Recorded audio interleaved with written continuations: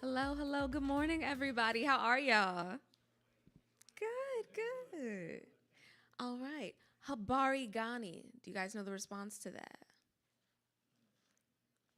Okay, well, first and foremost, hi, my name is Morgan Lloyd. I am the program coordinator here at the African American Museum in Philadelphia. Thank you for joining us today for our Kwanzaa celebration, the second day of Kwanzaa, which is Kujichagulia. Could you guys try and say that with me real quick? Kujichagulia. So during Kwanzaa, we speak a couple Swahili phrases. It's our core principles, also in regards to some of the things you see over there at the Kanara setup, which I'll describe a little bit later. But when I say habari gani, it means what is going on, how are you, what's up? And then you say kujichagulia, which means self-determination. So let's try that one more time. Habari gani, kujichagulia. Yes, yes. Thank you so much. So, today we are really excited to have you all here. Today's theme, of course, is self determination, brought to you by the African American Museum in Philadelphia in partnership with Truist Bank, where we'll be talking about financial literacy, all of your infinite imagined Black futures through the lens of fantastic young Black creatives and young Black entrepreneurs and folks that work within various industries that you may not expect. We have some young professionals ready to show you how to be professional at a young age. With that all being said, the proper thing to do to kick off Kwanzaa is the lighting of our wonderful Kanara setup over there. So I'm going to float in this general direction. So, as I had mentioned before, during Kwanzaa, we speak in Swahili. For those that are unfamiliar with the general setup for Kwanzaa, similar to celebrations like Hanukkah and Christmas, we are thinking of lights. So, this beautiful statue right here in the center of our table is called the Kinara. Now, yesterday, as you guys can kind of already tell, one of the candles is a little bit lower. Yesterday was the celebration of Umoja. And just like for Hanukkah, we light each candle in remembrance for each day.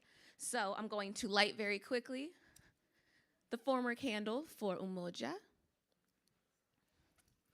And then the next day, we go from red to green, red to green, red to green to fill out the week. So today is Kujichagulia. Alongside here, also at the table, is a similar or traditional Kwanzaa setup from what you might have at your house or what you've seen with your friends and your neighbors and family members. We must always have fruit. We must always have gifts. We must always have a uni cup, the mat, and then several baskets as well. But beyond all that, today we're here for financial literacy. And we're here to also learn about our infinite futures and to learn from a couple incredible individuals along the way. And also for those that have not checked out upstairs already, we do have a couple resources that will exist upstairs in regards to financial literacy, moving on to your post-high school plans, and then also stay tuned around 12:30. We have catering from Booker's Restaurant from West Philly, so just hold out for just a second. But before we jump in a little bit too deep, I do want to introduce our first guest speaker. So, today, could we all give a round of applause for Abu Edwards? Now, before he hits the stage, let me just give you a little introduction about him. Now, Abu is a Philadelphia native who has spent over a decade serving the community. He is a highly dedicated and passionate figure who adopts a strategic grassroots approach to his work. Throughout his career, Abu has championed causes related to students of color, government involvement, addiction treatment, libraries, mentorship for at-risk children, voter participation, city parks, and the NAACP. He has also been involved in several high-profile campaigns, including those for President Biden and Obama. He also happens to currently serve as director for Black male engagement for the city of Philadelphia. Everyone, a round of applause for Abu Davis. Please, Abu, feel free to hit the stage.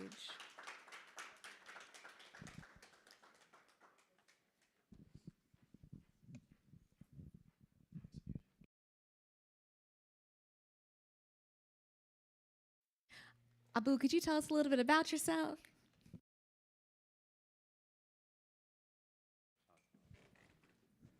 Can you guys hear me? I don't need a mic. My name's Abu Edwards. My name is Abu Edwards. Born and raised in the city of Philadelphia, in the Germantown section, Haynes Street section of Philadelphia. Um, Graduated from Wilberforce University, the first black private institution of higher education owned and operated by the AME Church. I started to really get involved in civic engagement and community service at a young age when I found that when I was born, out of all my siblings, I didn't have any type of athletic sport in my body. So I had to find something quick. I used to get in trouble a lot, and it was one teacher who decided to make me a line leader to kind of punish me. But what she didn't understand that when she made me that line leader, she unlocked a lot of leadership skills and abilities that I never knew I had. And from being a line leader, I became president of my high school, vice president of every high school student government in the city of Philadelphia. Then I went on to be the first person in my family to go to college. After I graduated from college with a degree in political science, I came back to Philadelphia, started working on campaigns, worked on 3 presidential campaigns. I also ran for city council at large, last year being one of the youngest young people running in city council. And by the grace of God and through my works and dedication, Mayor Parker tapped me on the shoulder to lead the Office of Black Male Engagement and to oversee the Mayor's Commission on African American Males for the city of Philadelphia. Congratulations on all your achievements. And also, we have young and emerging professionals. Abu, how old are you on this day? I am 35 and I'll be 36 in 2 days. For those that are a little bit younger, that is still considered very young to be doing what he is doing. So, Abu, growing up, what did you think you were going to be when you grew up? I'll be honest. It took some time. All I knew is that when I was born, it was just something different. I remember my teacher taking me out on a school trip to Doylestown, and we got a chance to see schools in fourth and fifth grade. And when I came back to Philadelphia, something just didn't sit right with me, and it bothered me. And then from there, I was just looking for something. I was just looking for something to contribute. I was looking for something to do. I wanted to be a successful black male role model in my family. And during that time, there was no black male in my family who made over $60,000 a year. And I just didn't want to just settle. So God created a pathway of leadership. And from there, I just been following, just helping people, helping my neighbors each and every single day.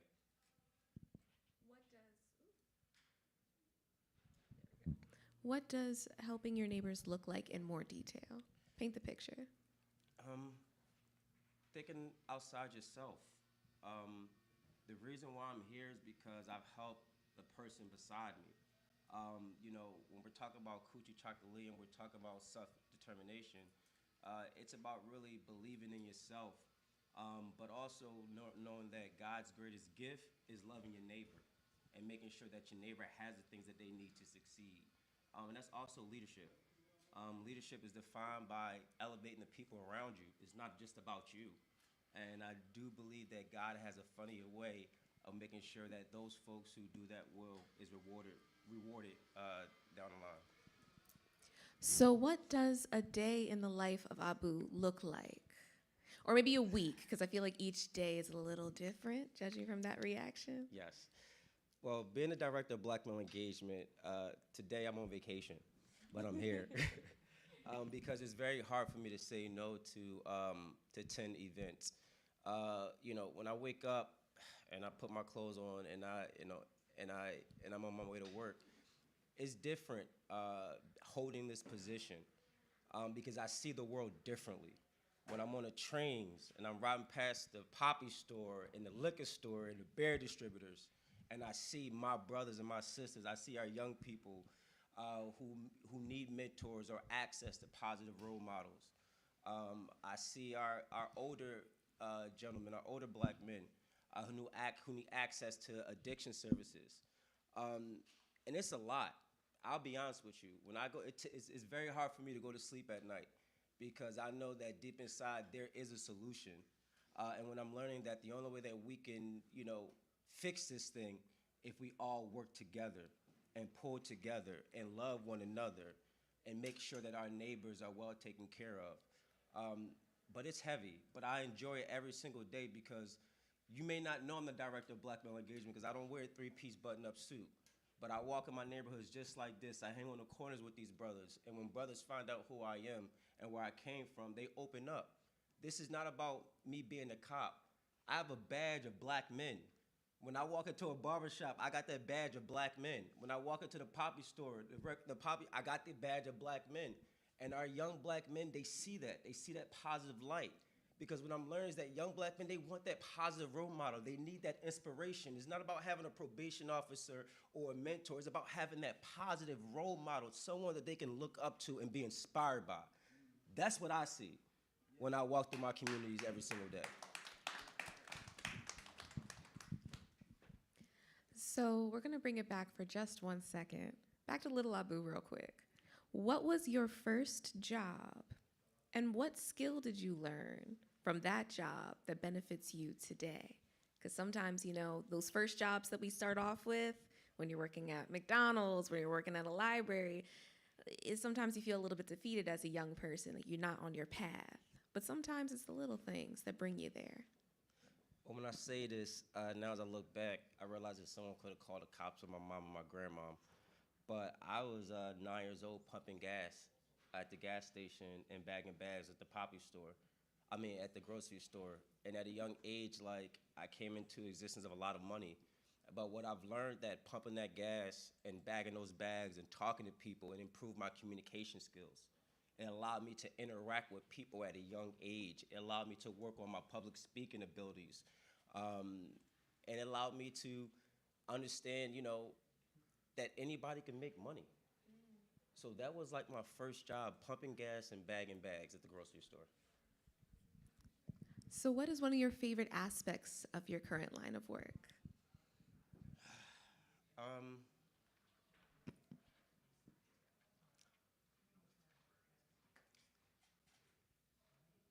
Knowing that if you are an African American male right now in the city of Philadelphia, under Mayor Parker, Mayor Parker, I truly believe that you have a team, a government, and an office that truly loves you and really want to see you thrive. Mayor Parker is serious when she said that she wants a city that is safe, clean, green, with economic opportunity for all. The fact that I can call a city agency on behalf of a young Black man and say, hey, where's your workforce development programs? I have a young person who is serious about this program. The fact that Mayor Parker created a program with Community College of Philadelphia called CCME, Community College Municipal Employment, for young people who want to get into city government jobs but may not have those skill sets yet. Now you can go through a program free of charge with Community College of Philadelphia, and then once you graduate, you have a guaranteed job in city government. That is major when we talk about future track programs. You get what I'm saying? When we talk about future track programs, folks who want to help clean their communities, you go through this program, and when you finish, you get a job in the sanitation or water department or any other union job. Those are something that is important that me growing up in the city of Philadelphia, I never thought that we had because I saw the limitations based on our status living below the poverty line. And now you got people in City Hall who lived and experienced living under the poverty line, now have the opportunity to make a difference and pave the way. And I'm telling you, I take this job very seriously. And I'm finding out what every city agency is doing because my job is to make sure that we're pulling all these resources together to make sure that young Black men understand that they love, understand that they have resources and support, and understand that they too can be on the pathway to economic opportunity. So within your current role, you are supporting young Black men, but after reading your bio, it seems like you've been supporting the community for some time now through, it sounds like the NAACP, through some mentorship programs. Could you talk about what that work was leading up to all this? So recently I served as the youngest chair of the Political Action Committee for the Philadelphia branch NAACP. And formerly, the person who held that position was Mayor John Street, former Mayor John Street. And if trust me, I have a lot of work to do. I'm a part of a lot of organizations. But when President Hicks tapped me on the shoulder and said, "Hey, Abu, I need you to be this. I need you to join this organization," I said no. I said I'm good. I said I have my own organization. But I went home and prayed about it because my mind was saying no, but my heart was saying yes, because this was something that was bigger for me, bigger than me. This was something that is a part of my blood. It's a part of our history. So I became the chair of the Political Action Committee. And my goal was to make sure that black folks understand the importance of voting and understand the importance of accountability and holding people accountable. It's not about just going to the polls. It's about what happens after the polls. It's not about just getting a new recycling bin and a trash can. It's about making sure that resources are coming down into your neighborhoods, that you can afford the corridors on your business corridors in your own neighborhoods. Um, you know, that engaged me to even run for city council at large, because I was just tired of it. You know, my recreation centers looked the same since I was a kid. The folks who I grew up with, everybody didn't make it to college, but the fact that I came back to Philadelphia and saw that cycle of poverty scared me, because I was only in my 20s. And I saw my friends who I grew up with, who we made pacts saying that we were always going to be boys forever, how they got sucked up into the criminal justice system. I saw that where they had no hope. So I literally, and you know, my family may sometimes argue with me, but I've literally dedicated my life to service since I was a kid, because that's all I knew. And you know, if we can get more people like this, then our brothers won't be killing each other. Our communities will look totally different. And that's why, you know, I do what I do. And I'm understanding this. At first, I thought that I was one in a million. And now, through watching that movie, was it the six? Was it the movie? The 610? We're one in a million. So, again, we're talking about young and emerging professionals. You are a very young professional. A lot of the folks that you have as peers, you know, they're probably a little bit more your senior. And I'm sure it's probably interesting walking into certain rooms as a younger person. So how do you navigate that? Because it sounds like you've been doing the work since your 20s, which is still pretty young. I'm still learning that. Yeah. I'm learning because everybody can teach you something. But it's been a blessing to be the youngest person appointed, the youngest black male appointed by Mayor Parker, being the youngest person to hold this position as Director of Black Male Engagement. And even just doing the research, simply being the youngest person that runs this office throughout the country with cities who actually have an Office of Black Male Engagement. So I take it as an honor. When I'm in the presence of folks who've been in this game a little longer than me, all I do is just sit back and I listen. Do you have any advice for young people with big dreams but not sure where to go just yet? Don't wait for anybody to believe in you. Believe in yourself first. I'm gonna say that one more time. Don't wait for anybody to believe in you. Believe in yourself first. Because if you wait for someone to believe in you, then you will be waiting a long time. Nothing's good ever came easy to anybody. And I know that it's very hard. I understand walking through these streets every single day what we put up with. And even as a young black man with a tattoo on my neck, I understand what it feels like to be looked down upon. I understand, but all I'm asking is, number one, give this city, this new government, this new administration a shot. And number two, I'm asking you just to follow through. Because if we can look back tomorrow and see that we really helped move the needle, and not just helping black men, but helping save families, and helping create home ownership in our communities, and helping create businesses, we've done our job. So I just want you to really don't give up on yourself. Truly believe in yourself. Even if you gotta go in a closet and cry it out, believe in yourself and find that mentor, because we all need mentors in our lives. And then my final question, before I turn it over to the audience, 'cause I'm sure some of you guys have a couple questions for him as well. Abu, I'm sure you are just getting started on your career. This is not your final destination. You still have an infinite amount of places to go next. What is one of your dreams, one of your aspirations, just as Abu, the individual, or Abu, the professional? If God's willing, however many years I put the work in, I literally want to retire on the beach with a big house and a white picket fence. That's all I ask God for. I'll put the work in for 30, 40 years, but give me my big house on the beach, my white picket fence, my wife, my family, and my kids. That's it. Thank you, Abu. Can everyone give him a round of applause? Okay, with that, I want to give the audience a chance to ask Abu a couple questions. Are there some? Here. I want to make sure folks can catch it, so I'm going to bring my mic down and then meet you there. That one's perfect. Thank you. Thanks, Abu. No problem.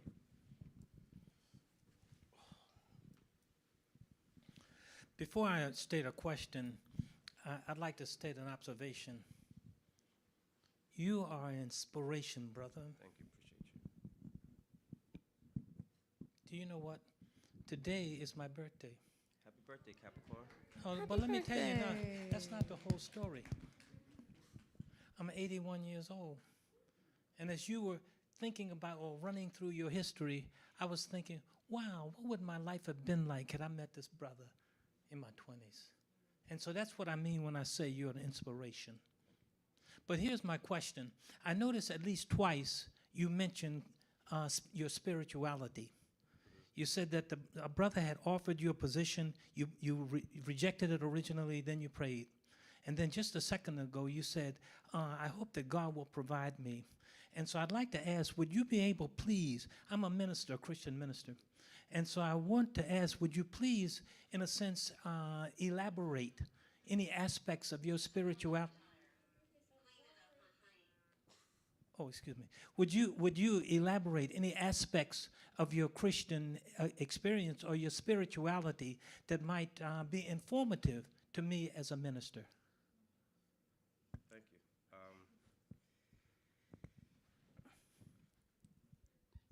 I mean, I'll be honest. I'm still working on my spirituality. So am I, brother. All of us are doing that. It's, you know, my family is. If you know my name, Abu, my family is split between Christianity and Islam, and you know, I identify as Christian. And I'll be honest, man. I am only, you know, when we were raised, you know, my parents took me to church and all that good stuff, but I got a chance to experience God on my own. And that was through a situation that I went through, that 80% of black men go through. And when I thought that everything was done, and I know that there couldn't be a musician that can unravel this, I saw God's hand move.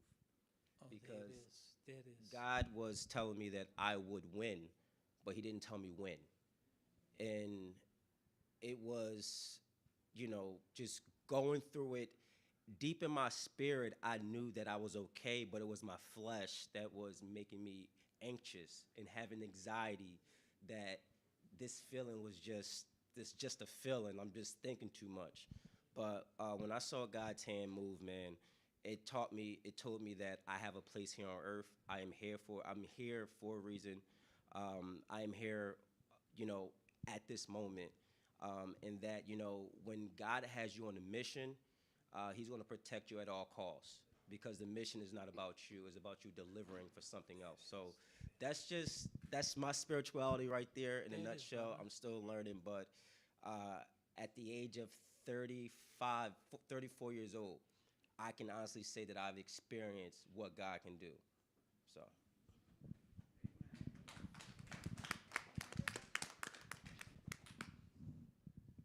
Any other questions in the audience? Any young people with questions? Oh, we got one in the back. You can go ahead and pass it back. Thank you so much.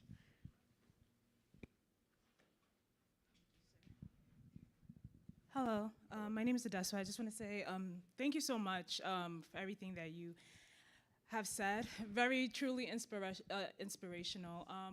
As a young professional myself, one of my questions is, in a time where it seems like you always have to be 100 times better than the next person, especially being black, and as myself being a black woman, what advice do you have when you feel like your back is against the wall and you're not surrounded by people who support you, but you still have faith in yourself?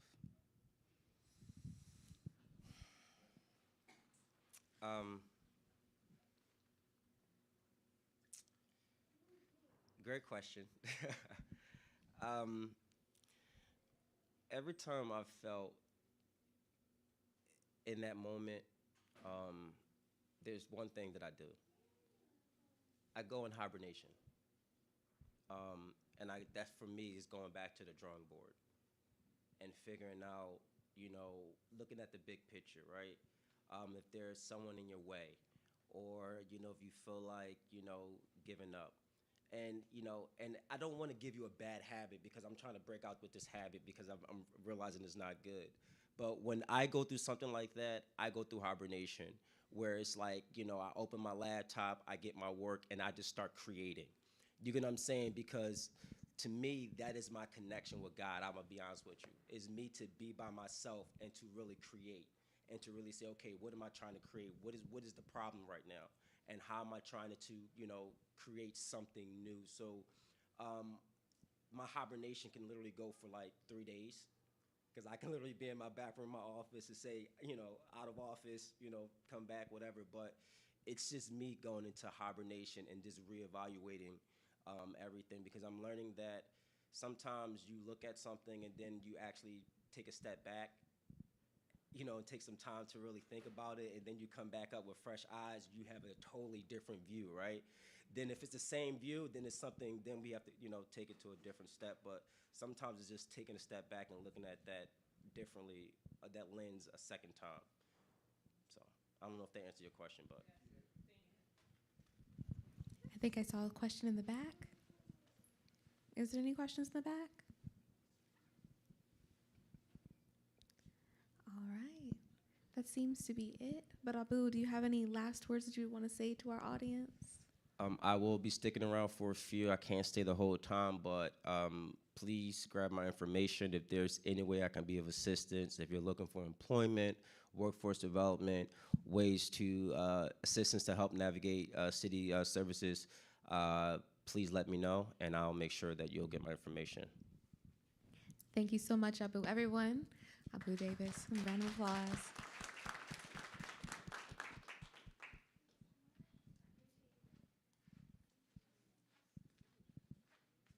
All right. So we have another presenter for y'all today. Tyrone, could you drop down the screen for me?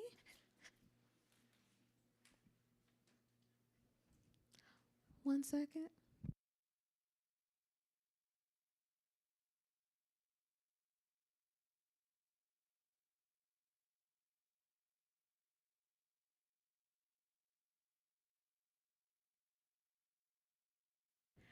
Okay. So I'm just going to read the bio of this next individual, and I hope that you'll be able to join me quickly on the stage before she does a full breakdown of all of who she is. So, up next, we have Miss Deborah.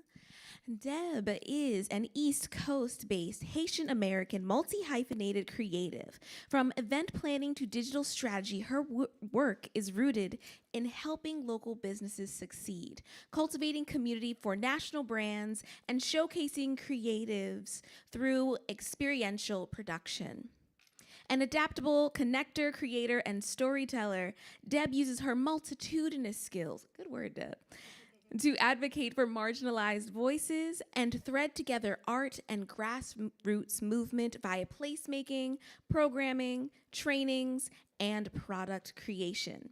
A Jill of all trades, Deborah specializes in assisting national and local small businesses with a focus in hospitality, food, retail, and fine art by using their value to empower their narrative, a problem solver by nature. Also, Deb thrives by creating communities built with all people in mind. Everyone, please give a round of applause for our next special guest. Hello, everyone. So, Deb, we're having a few technical difficulties, so let's pivot. Okay. Okay, sounds good. As we begin, let's see if you guys were paying attention. Habari Gani? You got it. It's a long one. Here, let's trade spaces. Why not? Okay, great. I'll sit here. All right. So, Deb, you got a lot of stuff going on in your bio, Thank you. and it's absolutely phenomenal to have you here, in part just because I see you as a peer thriving throughout the city of Philadelphia. Yes. But also because you do such incredible work. For those that are unfamiliar with who you are, all you are, without spoiling too much of your presentation, could you just give everyone a little brief? Who is Deborah? Yeah. Well, first of all, I'm curious who here in the room is interested in entrepreneurship, has, it's ever crossed their mind. Yeah, I see some hands in the room. Well, yeah, first and foremost, I'm an entrepreneur. And I'm an entrepreneur who's passionate about other entrepreneurs. And I'm biased. I like to support people who look like me. I like to support, I'm from Philly. I like to support people who are actually from Philly, and not from Lower Merion. So, I really, that's really at the core of my work. I didn't set out thinking I was going to have this career, and you'll hear more in this presentation how I ended up in this journey. But what I did feel was a passion to uplift other folks. So I'm just more grateful that I have the opportunity and that I'm able to support myself through this work. Okay, that's wonderful. It looks like the presentation's almost ready. But before we dive into deep, Deb, where are you from? And did you ever imagine yourself becoming an entrepreneur growing up? No. So I'm from Philly. I'm from Oxford Circle, which is a neighborhood in Northeast Philly. So yeah, pretty much grew up here, went to Central High School. Any Central grads out here? I'll pretend that there's one. And yeah, I always felt like I wanted to have a job where I was on the move. I knew I didn't want to be limited to an office, but I didn't know any entrepreneurs. I knew entrepreneurs. Well, actually, let me roll back. I think I did know entrepreneurs growing up, but at the time, I just viewed it as hustles. I knew the auntie who was selling platters. I knew, my dad would always, learn construction skills and lend out his construction skills. And we as a community view that oftentimes as survival, but I view it as a mini MBA, you know what I mean? So I think it was imprinted on me, but we often don't have the opportunity to take the risk that other people have, and entrepreneurship is a huge risk to take. So yeah, I didn't expect it at all because it just wasn't something that was, presented to me as an option.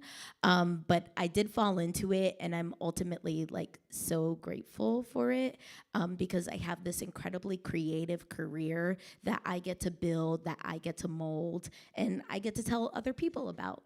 Amazing. Again, I don't want to spoil too much. Is it good to go, Amber? While we wait patiently, what was the job you wanted originally as a little kid?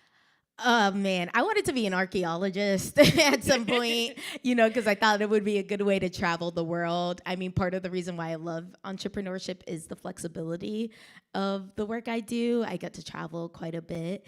So I thought I would be an archaeologist, but, really, I always thought that I would be in the nonprofit world.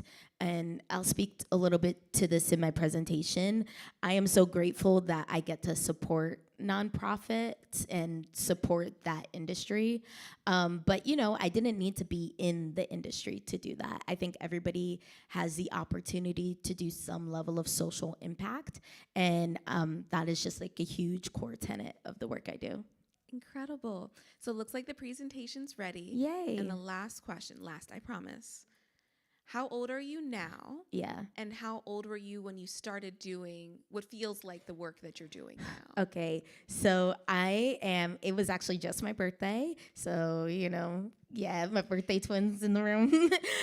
2 days ago on the 25th, I turned 31 years old. So, yeah, and I've been a full-time entrepreneur since 2018. So that means I've been doing it for 6 years. 6 years. Whoa.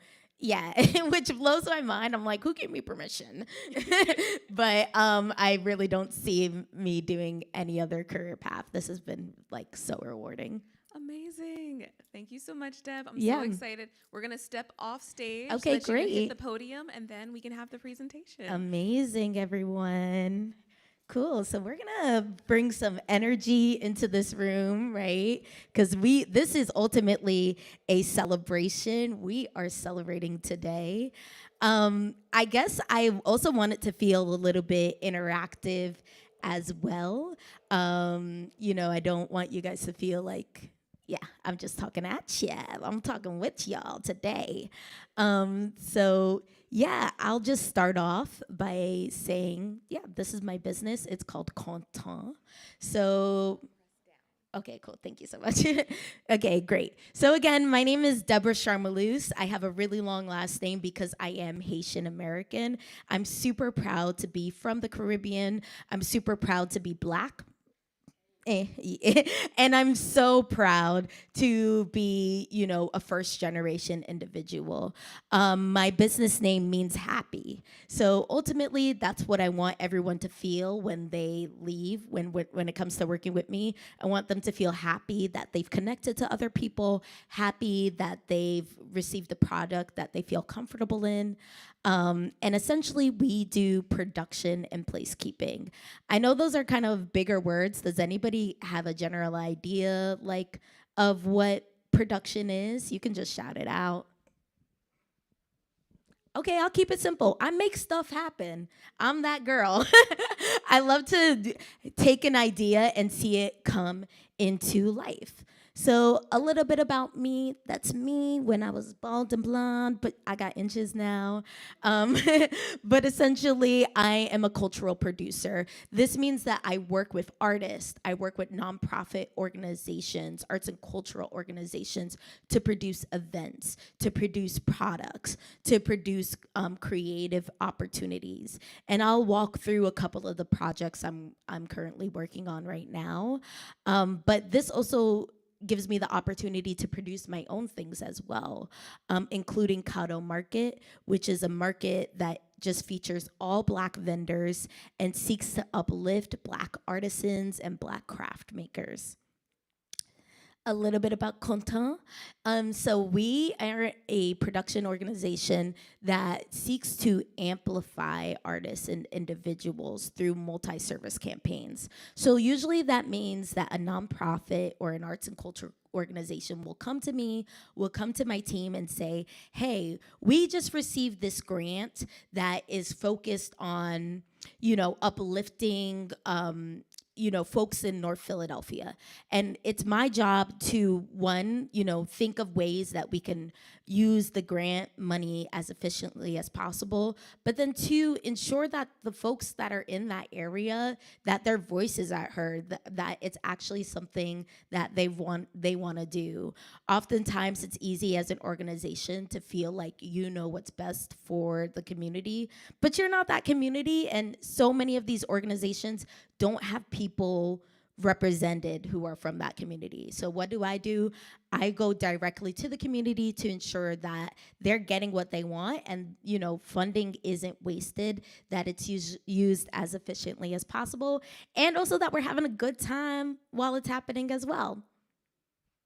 So here are a couple of the clients I've worked with. I've actually need to update this because there are quite a few that are missing from the list, but has anybody heard of, just raise your hand if you've heard of any of these organizations. Yeah, some of these are really staple to the Philadelphia community.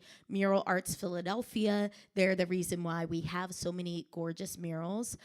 With them, I worked specifically with their Black Fellows, and that was an incredible experience. Black Star Film Festival is something I'm really proud of working with. If you're not familiar with them, they are a huge film festival, one of the biggest Black African diasporic film festivals, and guess where it takes place?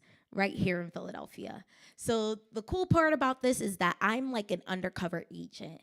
I come into these organizations, I contribute my skill, I contribute some community engagement consulting, and I'm able to see these organizations grow and do so well because of the work I'm able to put in. Now we're gonna do a little mini activity. I promise I won't make y'all work too hard.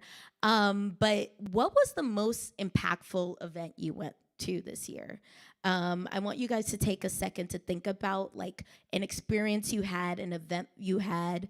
Obviously you guys are all here, so showing up to events is really important to you. So ask yourself that question. What was the most impactful event that you went to?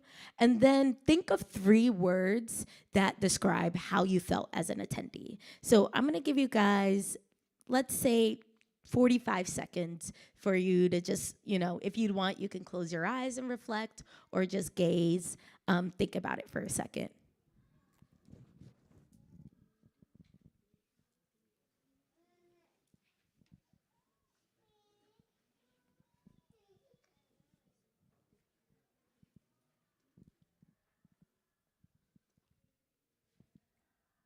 Usually I have background music playing during this part.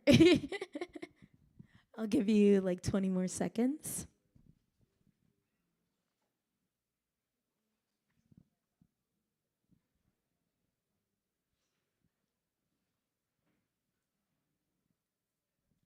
All right. Anybody in the audience want to go share an event that they went to that they felt like was really impactful?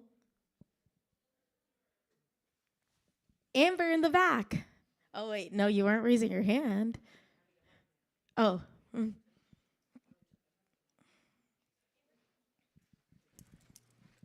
Okay, great. Okay. So this counts, but it might not also count. So in May, we hosted our board and staff spring mixer. And that one, what we did was not only invite a lot of our stakeholders, members, board members, but we also had in conversation all of our past board chairs who are still living, which is something that was really great to have. So everyone from the time the museum opened all the way up until our current board then. And we did a tribute to one of our chairs who ended up passing. But it was great because as we look to move to the Parkway in 2028, having those folks who have led the charge of the museum since 1976 be in conversation and kind of just share again with everybody in the room the importance of an institution like the African American Museum is to the Philadelphia landscape. That was a really impactful event. Love that. Can you think of a couple words just off the top of your head that would describe that event? First one would be historic. Second one I think would be community. And then thirdly, I would say legacy. Ooh, I love that. Legacy, reverence, all great words. Anybody else want to share about an impactful event that they had? That they experienced? Yeah, right over there. It can totally be a family event, yes. Yeah, this is your time to shine, so. My nephew got married in California at a winery, and it was really beautiful and impactful. So I left feeling it was breathtaking, amazing, and just warm to be with family. I love that. Absolutely love that. I'm hearing like themes of connection. I'm hearing themes of just making time, honestly. It can be so hard to make time, unfortunately, for the ones that you love the most. So yeah, it sounds like you were able to just get dedicated time to your family, which is really important.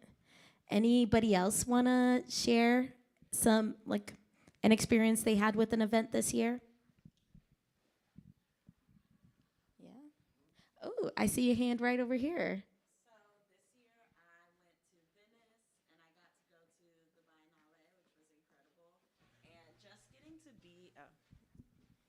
Hi. So I went to Venice in Italy this year. I was in Italy for about a month. And I went to the Biennale, which is essentially like the Olympics of the art world. And I got to see all of these incredible countries' pavilions where they showcased just a level of nationalism and pride for their countries. And they did that through the artists that they chose to represent each country. So that was really amazing, I think, just to broaden my understanding of contemporary art in a global sense, but also just to connect with other people that were interested in the same things in that space was very inspiring. And then to think about like critical issues happening in the world in relation to those things that were being addressed there was really awesome.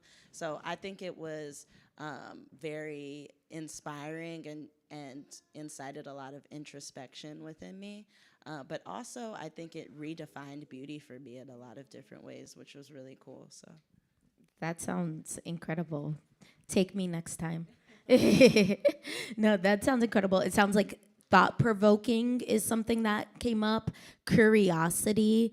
And when we're making connections, what is a connection but like a curiosity of an additional individual?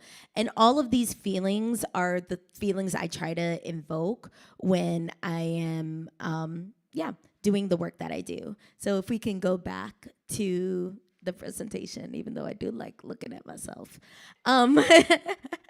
So yeah.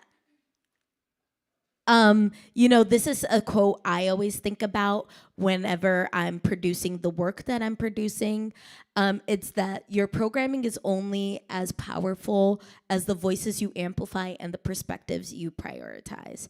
I think we've all been to an event where we showed up and it was obvious that this event was not for us. The food wasn't hitting. We look around, there's people who, we're the only one who looks like us in the room, and it's just like obvious they're celebrating Hall & Oates, and I do love a good yacht rock, but nothing said, I don't think that really says that that's for our people. You know what I mean? So I really keep this in mind, and to me, it's about being specific as well. One of the things I absolutely love about working in Philadelphia and working in this industry in Philadelphia is that we are a city of grassroots organizations. We are like lucky enough to have thousands and thousands of individuals who sacrifice and dedicate their time to create these small organizations. So I really believe that like when I'm working with an organization, I'm not even talking to all of Philly. I'm not even talking to all the Black people in Philly. If I'm working with an organization in West Philly, I want to make sure that I'm speaking directly to the people in that neighborhood in West Philly. You know what I mean? I think it's okay for us to be specific so that way we know exactly who we're talking to and we can, address their needs and uplift what, they want to do. All right, so this is supposed to be a presentation about my career. So I'm just gonna give you a really quick timeline.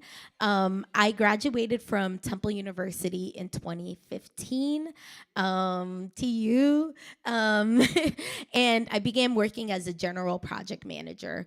I actually really love that job, and I really do believe that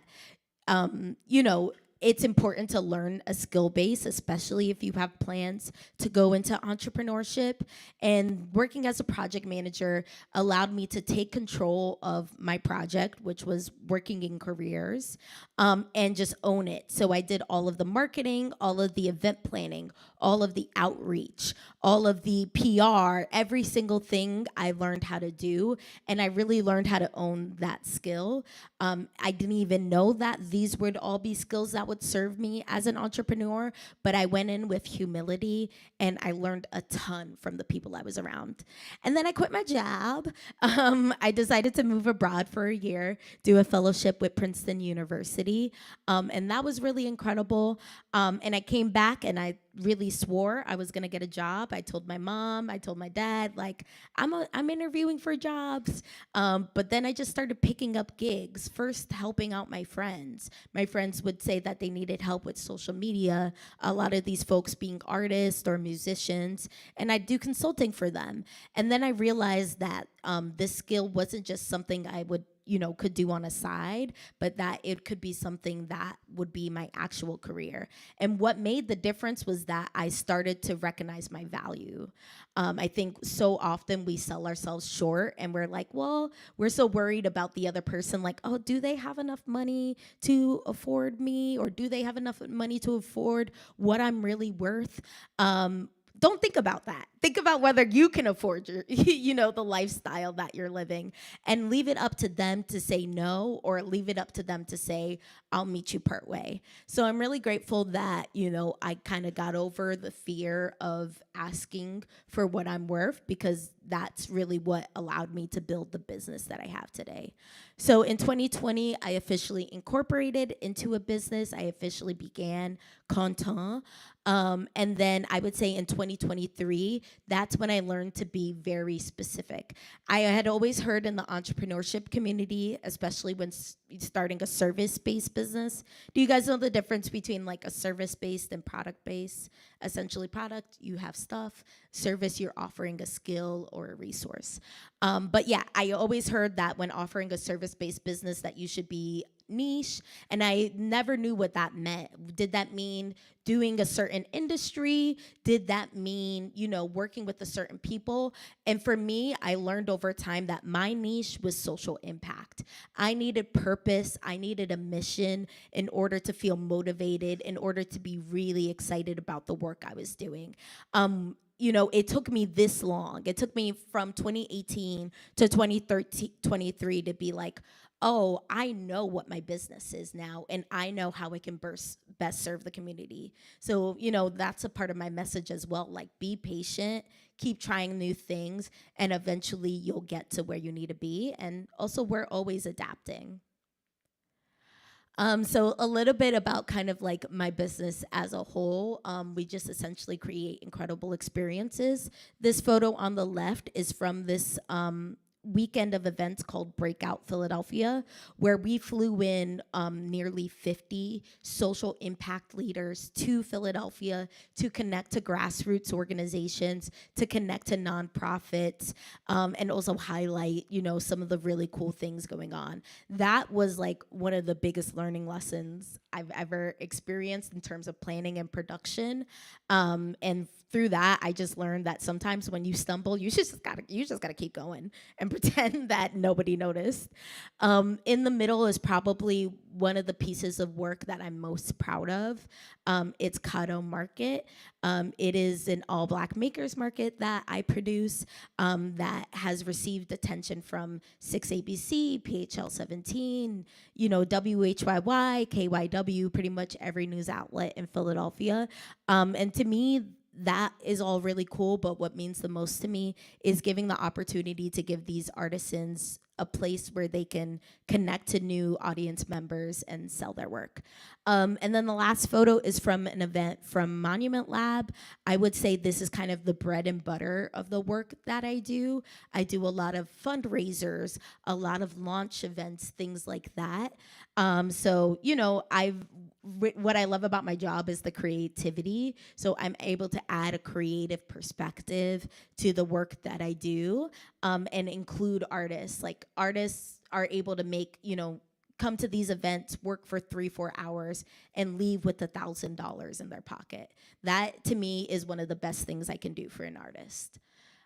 So just going through a couple of the events that I did this year. I'm not gonna bore you guys with all of them, but they are pretty cool. So in earlier this year, I was able to work with the nonprofit StoryCorps, which is a national nonprofit that to launch their Brightness in Black initiative. So through this initiative, they were highlighting everyday Black stories, and they came to me to say hey, how can we make this the Blackest event possible? And I said, easy. You chose the right one.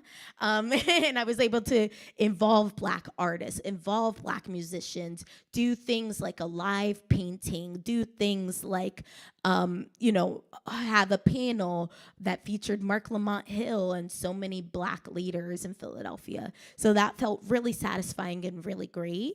I currently project manage the largest pool of money for Black creatives in Philadelphia. So if you are a Black creative, applications are open now for Black Music City. We give up to $5,000 to 30 artists to highlight Black heritage in Philadelphia. And these projects range from dolls to AR projects to live performances. To me, that is just so rewarding and satisfying because I get to see the applications come in. I get to support in choosing 30 incredible artists, and I get to literally put $5K in their pocket. Like, there's no better feeling. Finally, because I'm Haitian American, I'm really proud to have launched this year this Haitian Flag Day happy hour. Obviously, there was a lot of narrative around Haitian people this year, and this was something we did to directly combat that narrative. But what we actually discovered that it was actually became a safe space for Haitian people to come in and feel relaxed, feel at ease, meet other Haitian creatives in the community. So it was incredibly satisfying. And yeah, it just felt I felt so proud to be able to create something that directly contributed to the well-being of Haitians. Some other things we did this year, I worked with Monument Lab. Now it's been 4 years in a row, hopefully continuing onward, to produce their Promument fundraiser. So again, this is some of the regular work that I do. So this was a prom-themed fundraiser where we basically had folks come in their nicest outfits, and we had a photo booth, and we had a zine making station. And again, every single one of those activations, it's an artist that receives income from participating. I spoke a little bit about Cadeau, but it's really just our staple and flagship event. And it's also a really great opportunity for us to work with other organizations as well. And then finally, one event that I was really proud of because the food was good was the Taste of Fairmount event. I worked last year producing the event and this year as a day of coordinator for the event. It took place at Girard Hall, and nearly 30 restaurants from the Fairmount area, including Sharswood, including Brewery Town, were able to showcase their food. It required a lot of coordination, but for me, I feel like every single time I do something new, it's a huge learning opportunity for me and really exciting. All right, we are rounding up this presentation. So I guess if I could summarize my career in 3 C's, it would be consistency, creativity, and collaboration. I've been going at this for 5 or 6 years, and you guys saw that it wasn't until last year that I felt like I actually had it together. And honestly, if you ask me on certain nights, I don't have it together. You know what I mean? I think we're always questioning ourselves, but consistency will always, always, always be better than motivation. You know what I mean? If you can do 2% every single day, people will notice that you're working, and it compounds over time. The second thing is creativity. I mean, I think as Black people, we are just inherently creative.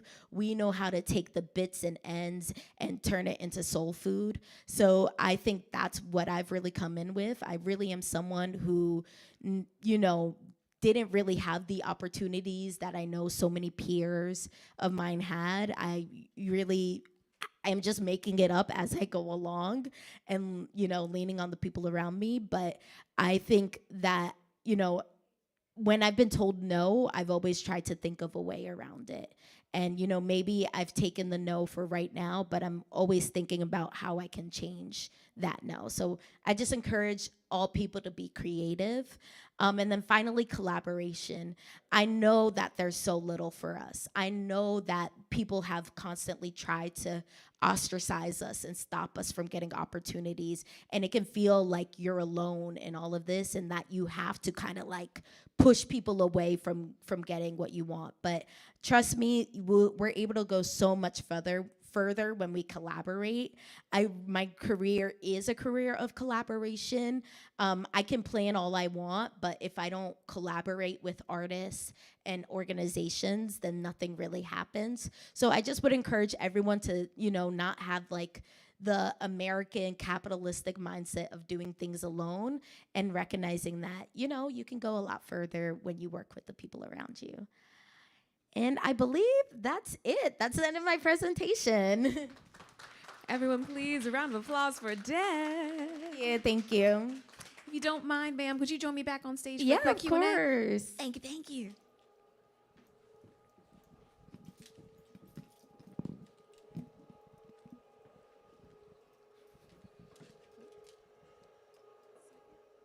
I know. I have a helper who's supposed to hold a microphone. Could you hold this one, sir? He's like, I'm the helper. Here you go. Oh, you're good.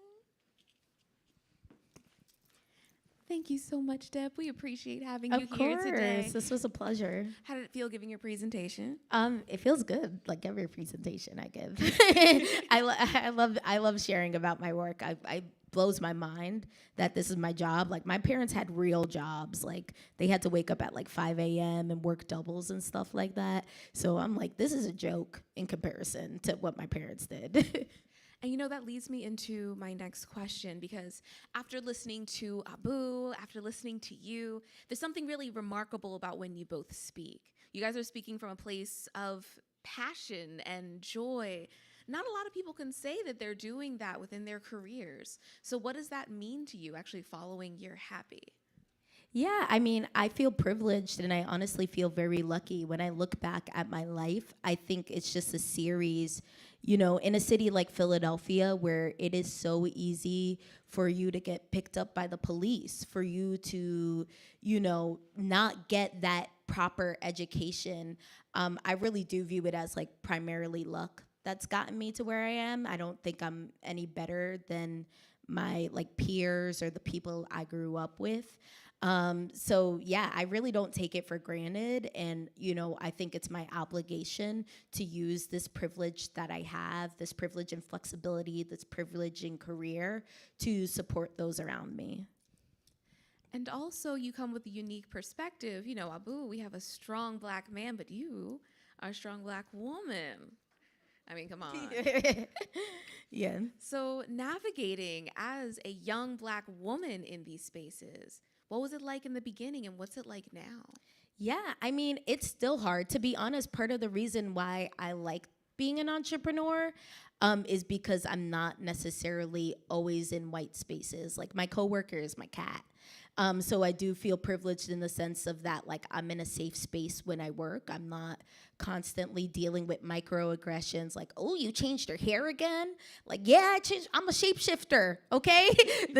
You know, so I feel privileged in that sense, but I also recognize that like, you know, I do have to repeat myself more. I do have to make sure that when I'm heard, I'm being heard clear.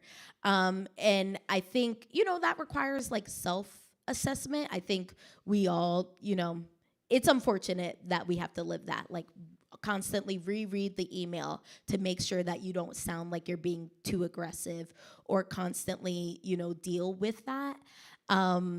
But yeah, I would say like the best thing you can do, and what I try to do is like if I'm in a room with another Black woman, you know, just be like, I see you, and I'm gonna uplift your voice. I'm gonna magnetize your voice if I feel like it's being overheard, and I know that that will be reciprocated.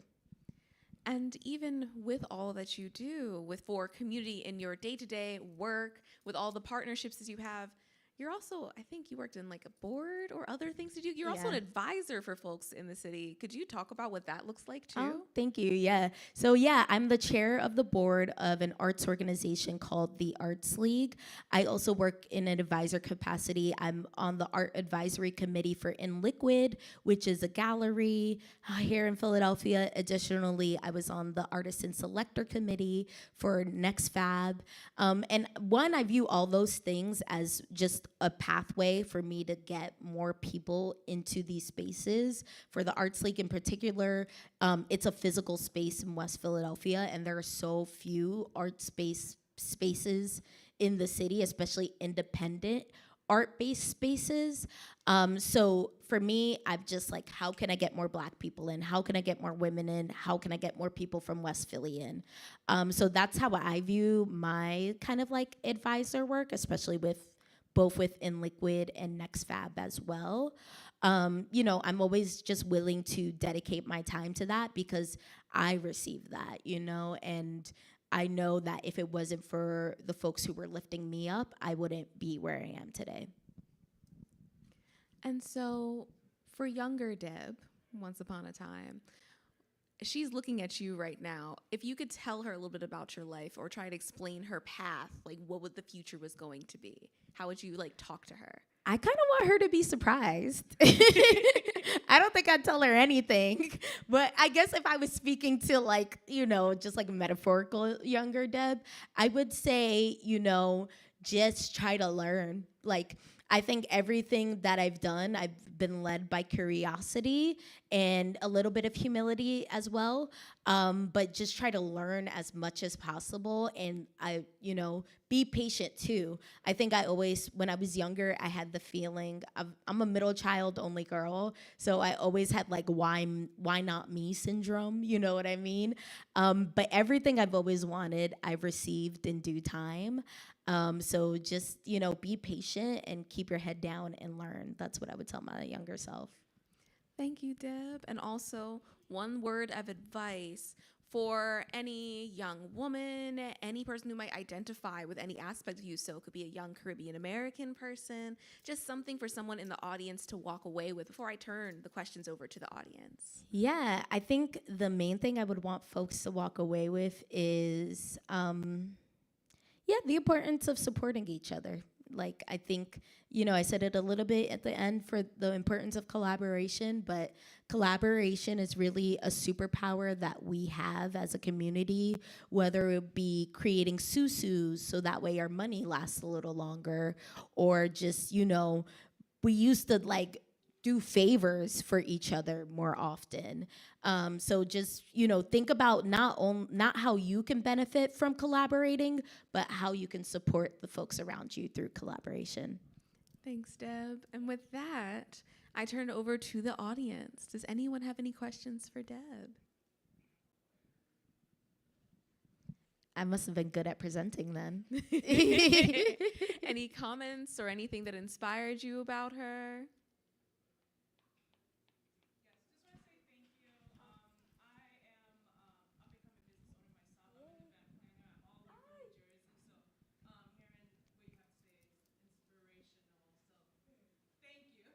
Yeah, good luck.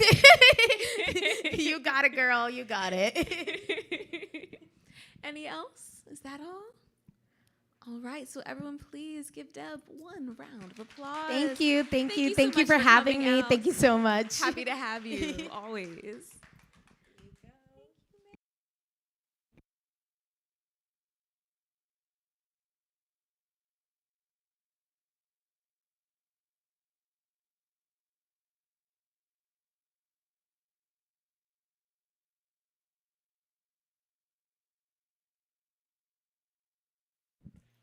Okay, so I had heard word that our food is almost here. There's a little bit of a situation in the restaurant. They're literally almost here. So to fill the void, we got something fun for you guys to do. I am what Amp loves to call the house historian. I'm a little bit of a nerd on all fronts. And so one of the things that I'm pretty well known for in the city, but especially here at this museum, is a game of Quizzo. It's a little quiz game. Don't worry, nothing too scary, but there's a wonderful prize for you at the end. Now, as mentioned before, our Kwanzaa celebration is a full 7 days of activities. One of those days, we're actually going down to Franklin Square, the park right across from the Benjamin Franklin Bridge, and we are taking over for the evening. We are going to have a Black-owned vendors market. We are going to have a giant game of Quizzo. There's going to be food, all kinds of great drinks, and also my fun game of Kwanzaa Quizzo. Don't worry, I'm not just going to be pop quizzing you guys on Kwanzaa-related things, but at the end, you'll receive a special token for 4 of you, so good luck.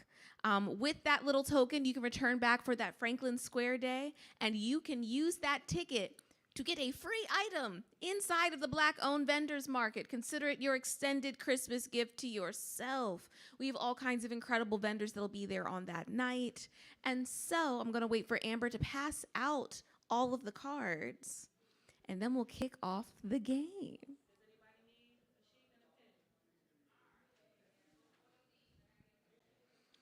Now, see, I had geared this for some younger people, so if there's a question that everybody looks absolutely stumped on, don't worry. I do have some auxiliary questions at the ready. I didn't know it was a family fun day, so I expected some babies. So don't worry, we can switch out if need be. If the question is a little bit too youthful for a majority of the audience, just go ahead and raise your hands, and then I will say something instead. How is that? 1 second to pull up the auxiliary questions. All right. You can go ahead to the first question, Tyrone. All right. This one, I wouldn't call it an auxiliary question. Miss Zendaya is pretty popular right now. Everyone kind of knows who she is. Very pretty young lady. It'll be the first one. Let's make it fair. So, which Disney Channel show did Miss Zendaya make her acting debut in? Was it A, Hannah Montana, B, Good Luck Charlie, or C, Shake It Up? You can write the letter, you could write it down, because immediately after the question, the answer is going to appear. Raise your hand once you've locked it in. You've locked it in. I think we still have some folks thinking. So once again, is it A, Hannah Montana, B, Good Luck Charlie, or C, Shake It Up?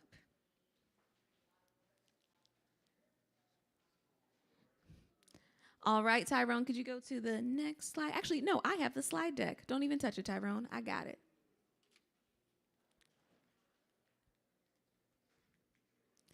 It is C, Shake It Up. All right. Has anybody seen the show Blackish? That's an ABC family show. All right. So what is the oldest daughter in Blackish's name? Is it A, Hallie, B, Tracy, C, Zoe? Again, what is the name of the oldest daughter in Blackish? A, Hallie, B, Tracy, C, Zoe?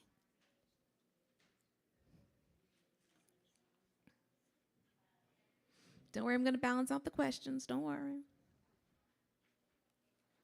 Everybody locked in? Wonderful. It is C, Zoe, played by Yara Shahidi.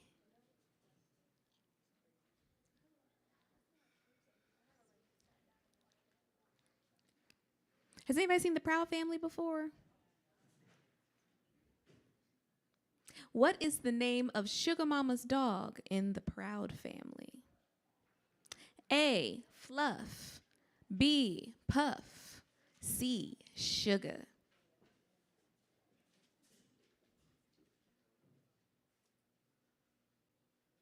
Is it A, Fluff, B, Puff, C, Sugar? Even if you're unsure, I would recommend you guess your way through it. I have played games of Quizzo where the person who guessed won. So just believe in yourself. The miracles do happen. The answer is B, Puff.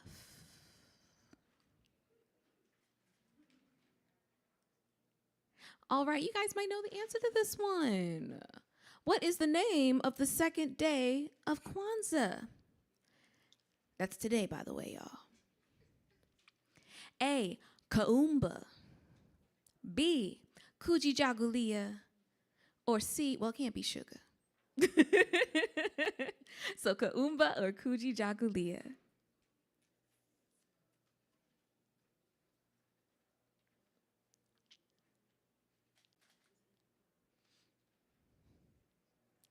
It is Kujichagulia.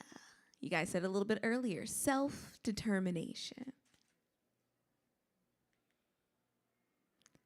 Oh, see, I'm ruining my questions for myself. I got all excited. So what we're going to do is we're going to pivot because we know what that means. All right, auxiliary question time. Congratulations. This one's a little bit more serious. Y'all ready? What state was Barack Obama senator of before his presidency? A, Hawaii, B, Illinois, C, Michigan?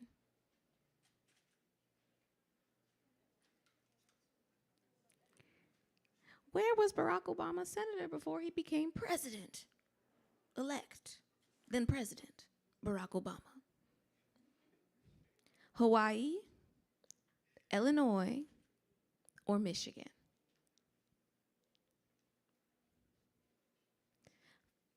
The answer is B, Illinois. And we'll just skip over the question I got a little bit too excited about. My bad. All right. How old was Will when he moved to Bel Air? Was he A, 17, B, 19, or C, 16? For those that have never heard of the show, it's The Fresh Prince of Bel Air. For those that don't know who Will Smith is, we don't have him here, but just behind my young friend over there is DJ Jazzy Jeff. He was Will's DJ when he was Prince and so on. Highly recommend you do a little bit more Google on Willard. So how old was Will when he moved to Bel Air? A, 17, B, 19, C, 16.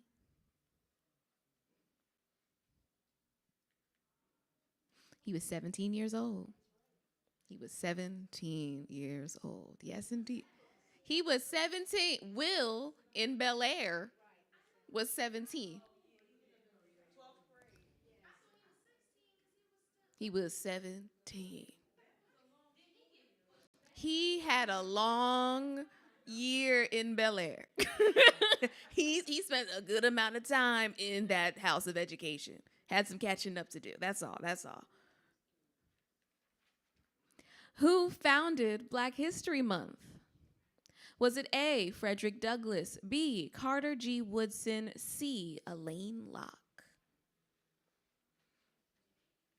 If there are figures on here you haven't heard about, I highly recommend you Google them after the game. They're all very important in Black history. One of them even has a marker just in front of the museum, Mr. Elaine Locke. So is it A, Frederick Douglass, B, Carter G. Woodson, or C, Elaine Locke?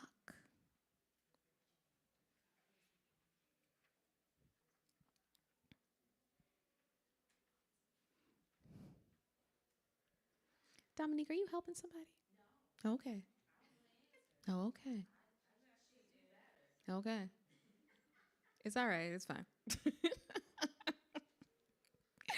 The answer is B, Carter G. Woodson. We have a book. There's a wonderful book called Carter Reads the Newspaper in our gift shop if you'd like to learn more about Carter G. Woodson. He chose for it to be in February. All right. Who was the first woman to land 3 #1 songs on Billboard's streaming charts in a single year? Was it Megan Thee Stallion, B, Nicki Minaj, or C, Queen Latifah?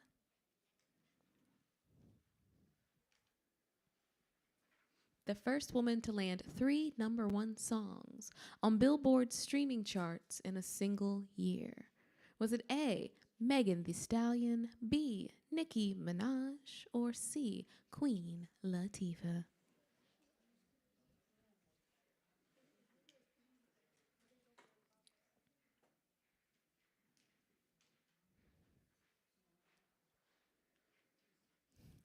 It is A, Megan Thee Stallion.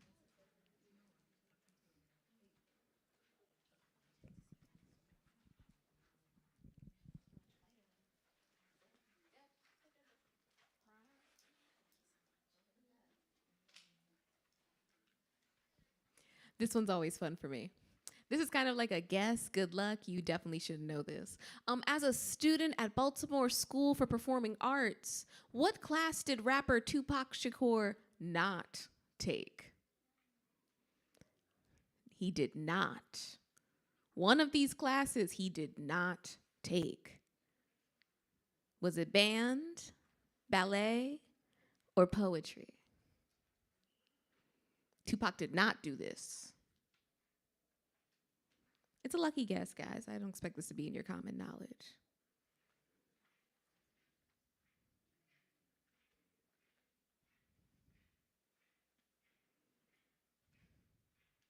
Y'all ready? Band. That is correct. Tupac Shakur was in a ballet class. School for Performing Arts. You got to do what you got to do to graduate, right? Apparently he was really good, like really good at it. Last question. Where is Kwanzaa not celebrated? A, Brazil. B, South Korea. Or C, Australia? A, Brazil. B, South Korea. Or C, Australia?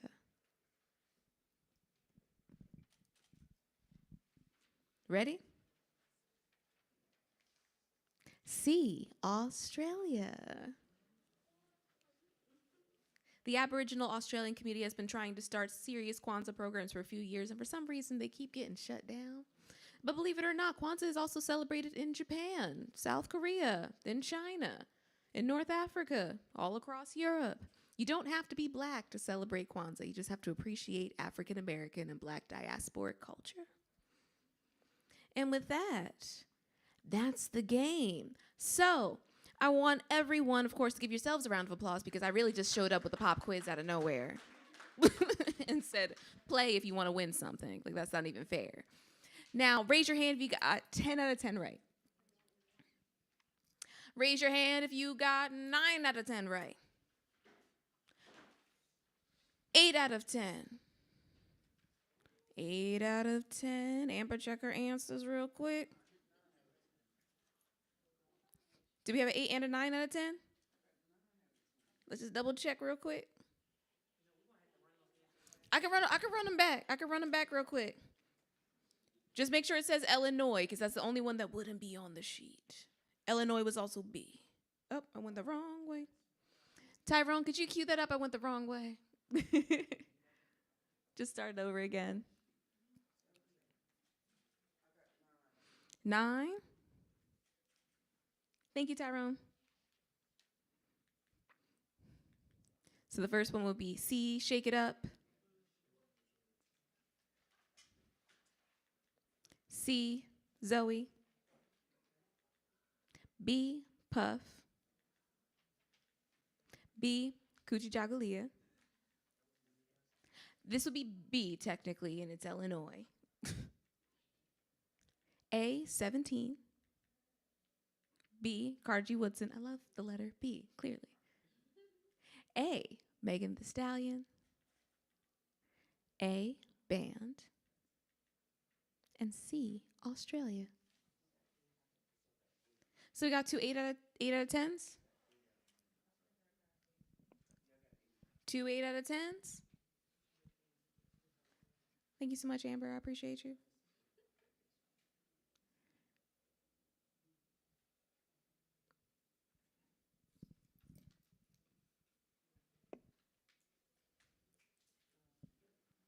All right, so the first 2 tickets are gone. Congratulations. We look forward to seeing you guys on Sunday at our Black-owned vendors market. Let's give them a round of applause. We still have 2 more. Hold on. We got 2 more folks. So that was our 8s. 7 out of 10. Ooh. We might got it over here. We might got it over there. An 8.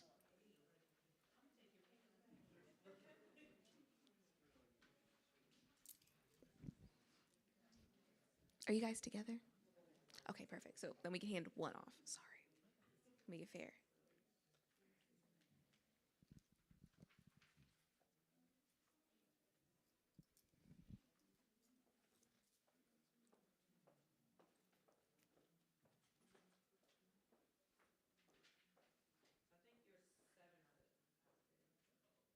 That's okay. That's the next number, actually.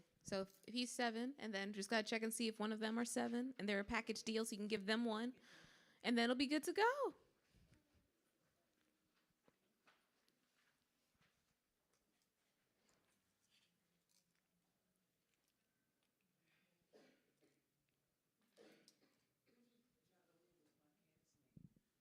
That is incredible.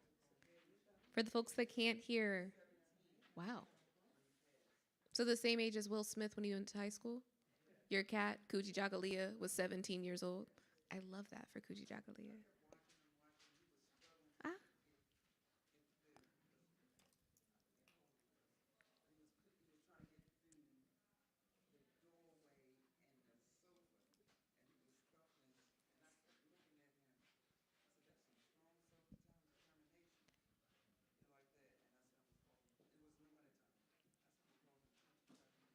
That is, cat sounds righteous and black. What color was the cat? Good enough. We're basically there. I like that. That's cute. Okay, Kuji, 17 years old, self-determined. We honor him on this day. This is his day. Clearly, his final year even made it to the game. Thank you.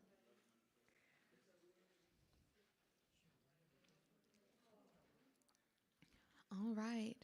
So, thank you all for playing the game of a very quick Kwanzaa Quizzo. If you enjoyed it, trust me, it gets even better.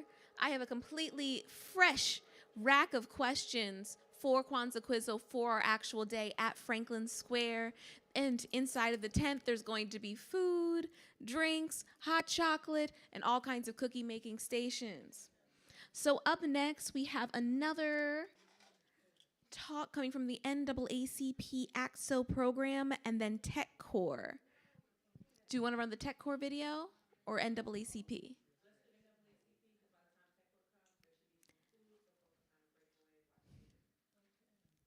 Oh, well, that's perfect.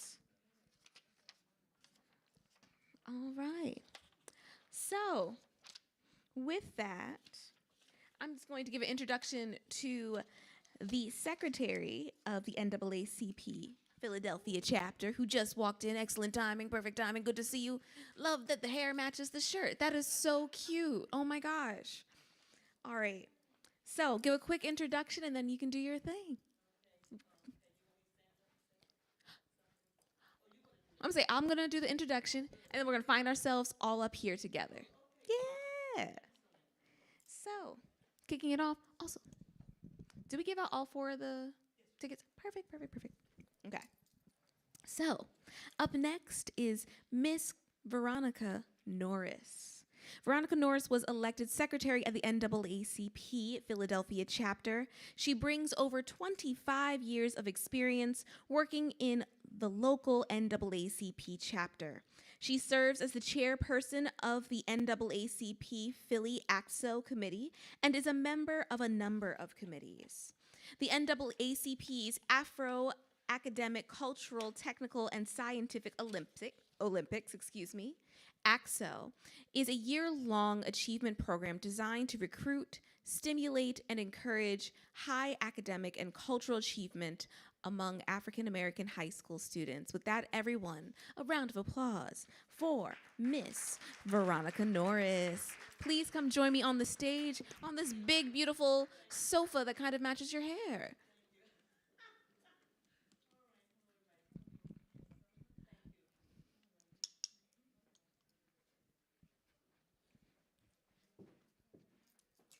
Let's say 2-seater, works out. Yes, thank you.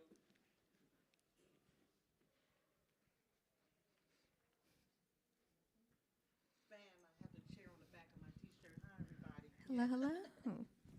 Also, this is for you all. Thank you. Okay. All right. So thank you both for coming out today. So I just read through your introduction, Veronica.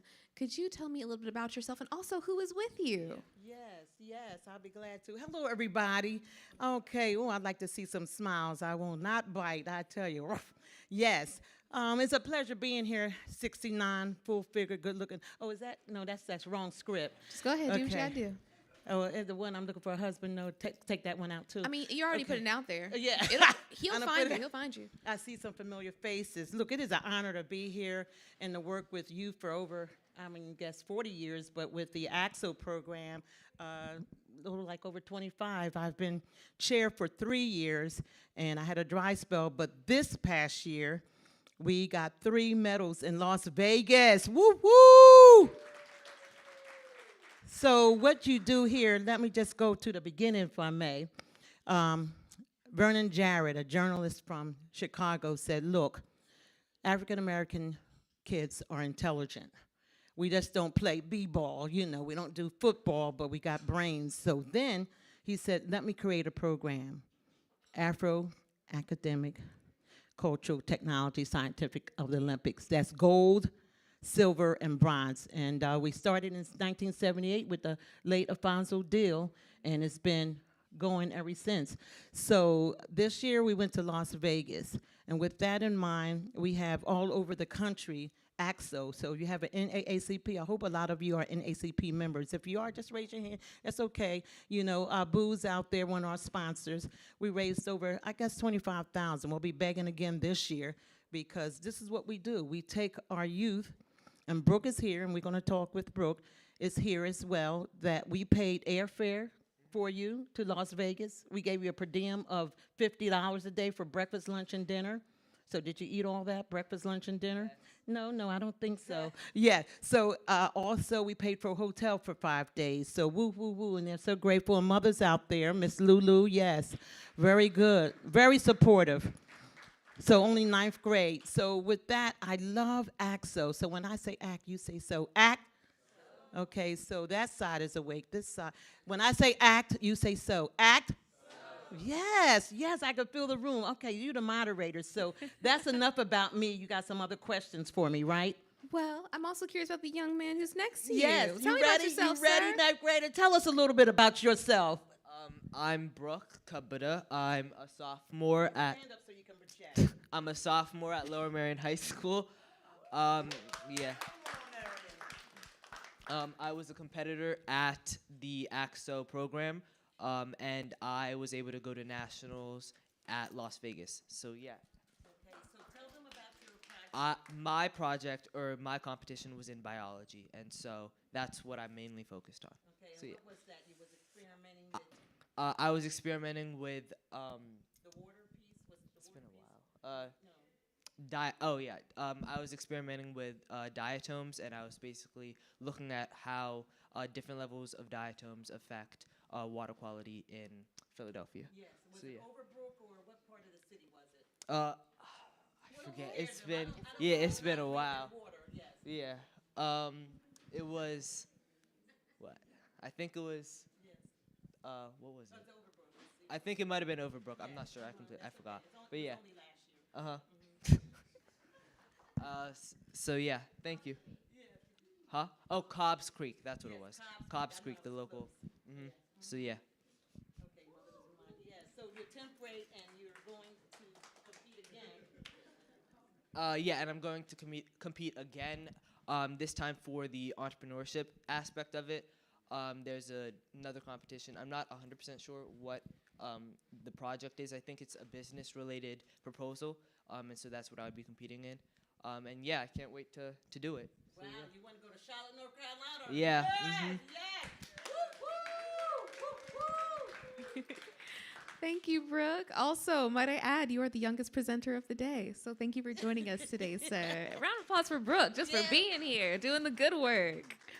So could you guys tell me a little bit more about what it's like in the program? Of course, from your perspective as a director, and then Brooke, from yours as someone who's experiencing it. And feel free to have a seat, my friend. It's okay. As a competitor, I noticed it was surprisingly relaxed, even though there was a lot of travel and there was a lot of movement. I felt like, especially with the chaperones and all of them, they managed to make it like a really like fun experience. And so there was more of a focus on just having a good time, less on the like pressure of a competition. And I think that was a really important thing that they did, and I'm really glad that they did it that way. It's beautiful. And then as for you? Yes. So the main thing is that we're like coaches. You know how it is like coaches or like parents. Come in, let me just tell you a little bit more. Come in, yeah. So what it is like is that we are their parents for 5 days. So we bring them back the same way they went. So we check rooms at night. all day long to check to make sure that they're doing the right things. Yes, you know. And also the thing is that they're so well-mannered, I tell you. You know, some we have to tap on the shoulder when they get the hormones. You know about hormones? Y'all know about those hormones? Yes, when they have those dances, those hormones. But anyway, the thing is that they have to practice because we want to win. We're competing against thousands of other youth, aren't we, that want to win too. So if you're doing, say, singing, you have to sing your best. You got to go in that mirror and practice. You know, if you're dancing, you got to do your best. And once I ask for your best, right? 150% I ask. So when I say, did you practice, tell me the truth because it will show. So did y'all practice the first time I asked you and you told me yes? No. Right. So you have to practice, practice, practice.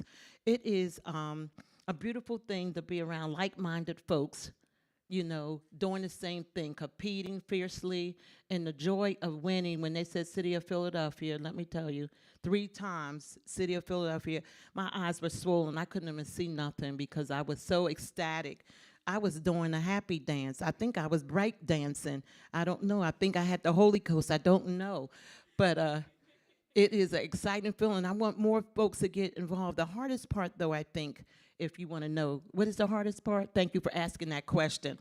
The hardest part is recruiting folks and getting them involved, getting them engaged. You parents are the foundation of getting your kids involved. As you can see, this parent goes everywhere, just about. Did you come to Las Vegas? That's right, I didn't see you there. Okay, so we don't pay for the parents. So if you want to raise money on your own, go ahead. But I'm responsible for raising money for, you know, our young people. So, yeah, Brooke just kept laughing at me through the whole thing, but that's okay. So go ahead, your next question. Did I answer that okay, or did you forget? You know that the question that you caught before it left my lips, you read it before I said it. You did good with that one. Okay. You did really good, Yeah, actually. Yeah. So as myself, similar to you, Brooke, I participated in different programs throughout the city of Philadelphia as a youth that helped me work on my public speaking and other things to help me become the young woman that I am today. And so I'm curious, you know, there are a lot of different kids with a lot of different interests as well. So for both of your experiences, maybe just talking about some of the things you've seen your peers do, maybe talk about some of the things that the students have done. What are all the different subjects and things that kids can get into, or an example of what one of your peers have done that's just really incredible to you? Okay. Yeah, so my competitors alongside me, we all went as a group, and it was very diverse. I think it was just me and one other person that was in the science-related aspect. A lot of them were in the arts. I knew somebody who was doing a singing project, and they ended up getting second place national level, so that was very impressive. They also there's a lot of other ones. There's acting and stuff like that, so it can range from a lot of different things. It can go from entrepreneurship to opera. Like it depends. So yeah, and I think that AXO does a really good job at highlighting the way that you could do several different things and excel in several different things. So yeah, that's one of the main things that I found. So one of the things is I'm very shy, if you can tell. Oh, Brooke, don't go against the family. Don't let me go godfather on you. Okay, so one of the things I asked them to stand there was a reason. Projection is very important. When you walk on that stage or wherever you are, your first impression is what they are going to start judging you for. So that's why I ask him to stand and speak and say where he's from and whatnot, because that's important. Public speaking. Some people are so shy or introverts and stuff. I bring that out of you. I practice and practice. Some you never thought would speak, and they're just speaking off the wall. I mean, you see how he grabbed the mic and stuff. He was very shy. I said, well, Brooke, I have created a monster, but the thing is, so there are about 33 categories that they can get involved with, you know, playwriting, so forth. So let me just name a couple alumni, if you will. Anthony Anderson. Blackish, everybody know him. I like interaction. All right, Anthony Anderson, yeah, y'all know him. Crenshaw. So when he asked anybody was from Crenshaw, nobody raised their hand. So anyway, he is an AXO alumni. Yes. Jaded Pickett, what's her name, Smith? Yeah, that woman. Yeah, she... What? Okay, this is not being recorded. Okay. I'm sorry, Will. I love you. All right. So she is also alumni. John Singleton. Now, he didn't place, but he did Boys in the Hood, God rest his soul. So I could go on and on with the list of alumni. I judged Leslie Odom Jr. How many people remember Leslie Odom Jr.? Yes, don't even were right. I did him. Oh, hey, Brother Watson, guitar player, how you doing? So I judged him in 1996, and I went and followed him to rent and stuff. Who knew, I would have really told him to save my number, but I went to see him in New York, and he said, Miss V, Miss V. So anyway, with that in mind, it gives thousands of opportunity for our young people, our urban folks and whatnot, to get an opportunity. Like you said, you've done so many things. I want some raw talent, some of that talent that's in the shower or whatever, some raw talent, some poetry. You look like you got a good public speaking voice. Did you go to school for that?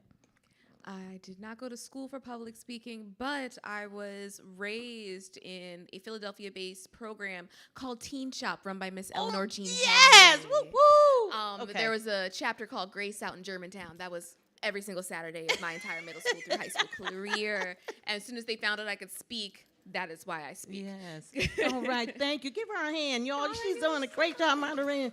And I thank you guys for coming out here in the cold or whatever. It's a little better. And we have a young man that's volunteered, that's trying to get community hours. You're getting community hours and whatnot. So give a hand for these young people that are here, are middle age, and those that don't look a day over 80. Great, great, yes. So I have a follow-up question for you. Yes, please do. Okay, so there's something really significant about your program. Again, I say Teen Shop. I love Miss Eleanor Jean Henley. I was raised by a bunch of wonderful Delta women and AKAs and so many others. But also, want to take note, you guys are underneath the branch of the NAACP. There's a history there.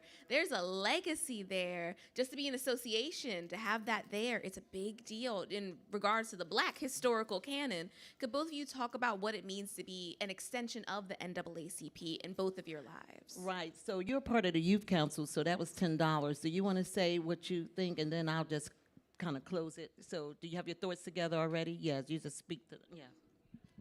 So I think that, especially with what Ms. V was saying earlier about how the creation of AXO was made was something that I think impacted all of the people who were competing, and they noticed, especially when I was going around and I saw all of this different Black talent. I found it very moving that there was so many different people of all different ages, because I first did it when I was in 9th grade, and yet there were people who were going into college participating in it. And I think that it was very, like I said before, it's very moving, and it was very emotional when you see all this talent and you see all this passion, especially being broadcasted on something as big as the NAACP. So yeah, that's one of the main things that I... Well said. Can you give them a hand? Well said. Wow.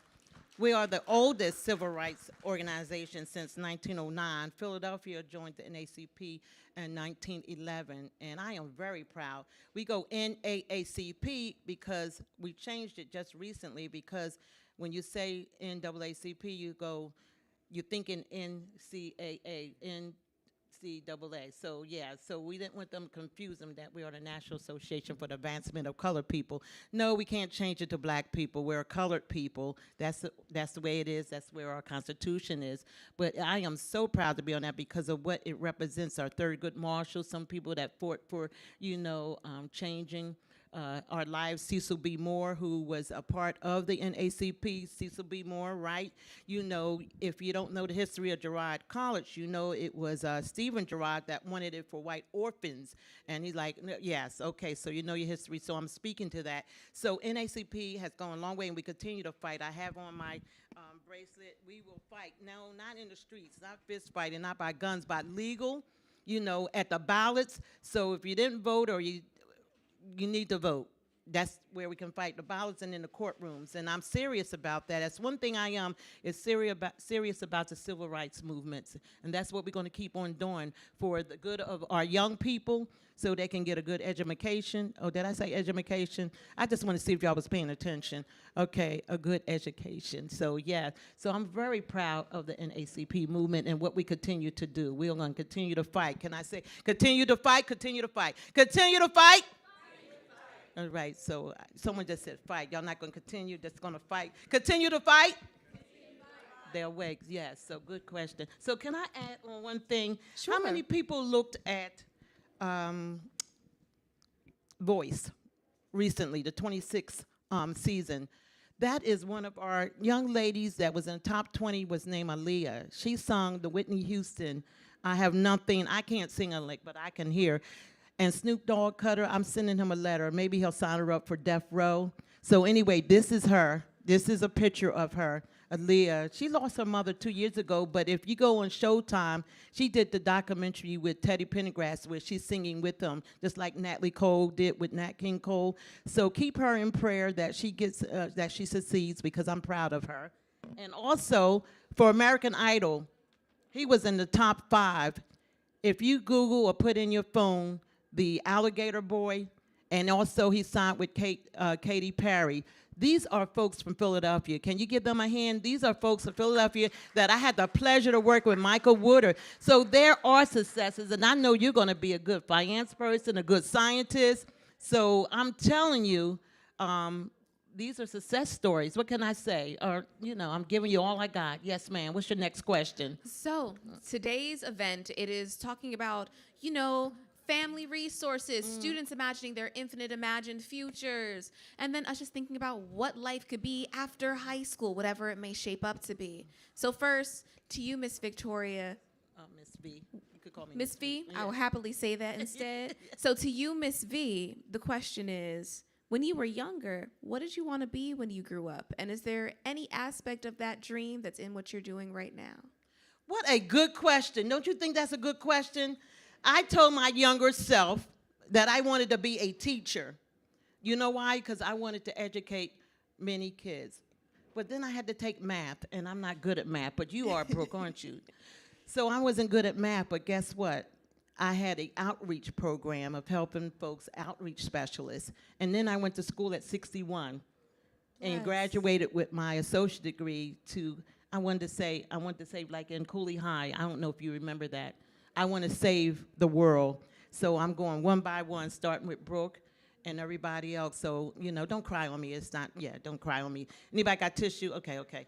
So I wanted to do that. So now my dream was always be a teacher, but I have touched over 2,000 kids in my lifetime, you know, and still going, you know. So at 69, I might just pass the baton over to anybody to do the actual. I see we on time. So look, in answer to your question, I have got the degree, and I'm doing what I love to do, working with kids, and I got over 2,000 because also I'm a co-founder of the Department of Human Services Girls Track program. It's not a running track, it's keeping girls on the right track. We have career opportunities, sex education, you know, mental health, you know, the list goes on. And I've been with that for 25 years, as long as I've been with NAACP. So there's no stopping me now. A little arthritis here and there and all whatnot, but it keeps me going because I got the faith. That's all I'm saying. There you go. All right then, yes, okay. One, you are clearly a teacher. Yeah. You clearly stepped into the thing you wanted to do. Well, it might thank not be in you. the form you imagined, but young man right here is perfect evidence. Yeah. With that too, to you. Yeah, I definitely do think that you were. That's a very big success story, and I think that it was very moving what your story. As for me, I want to go into when I go to college, I want to major in finance, and then afterwards, I plan on having a career in some sort of investment banking, and that's just my personal thing. It's not nearly as emotional as that was, but yeah, I think that was Your answer doesn't have to be emotional to be effective, young man. Yes, round of applause for him. So, Brooke, in your dreams, for your career, what is your goal? Do you have a big dream in regards to it, or is it just the occupation, or how do you want to navigate it? So ever since I was a kid, my main goal was to make a lot of money. And It's so fair. at first, it started, I wanted to be a doctor because to my mind, that was the most amount of money you can get. And then it just continuously grown. And then I decided I wanted to be a lawyer. And then now, finally, I settled on investment banker, like in that type of realm. And so I think the reason why I want to do this is because I feel like personally that if I do all of the work now, like in high school and earlier, I can succeed and relax later on in life. And I notice a lot of students don't do that. They tend to relax while they're in high school, and then they end up rushing near the end of it. And so I definitely try and focus and do a lot of work now. I'm always looking for opportunities. I'm always looking for mentorship, always looking for jobs, anything that I can do to become as successful as I am right now, and then be able to relax once I get older. So yeah. So driven, so driven.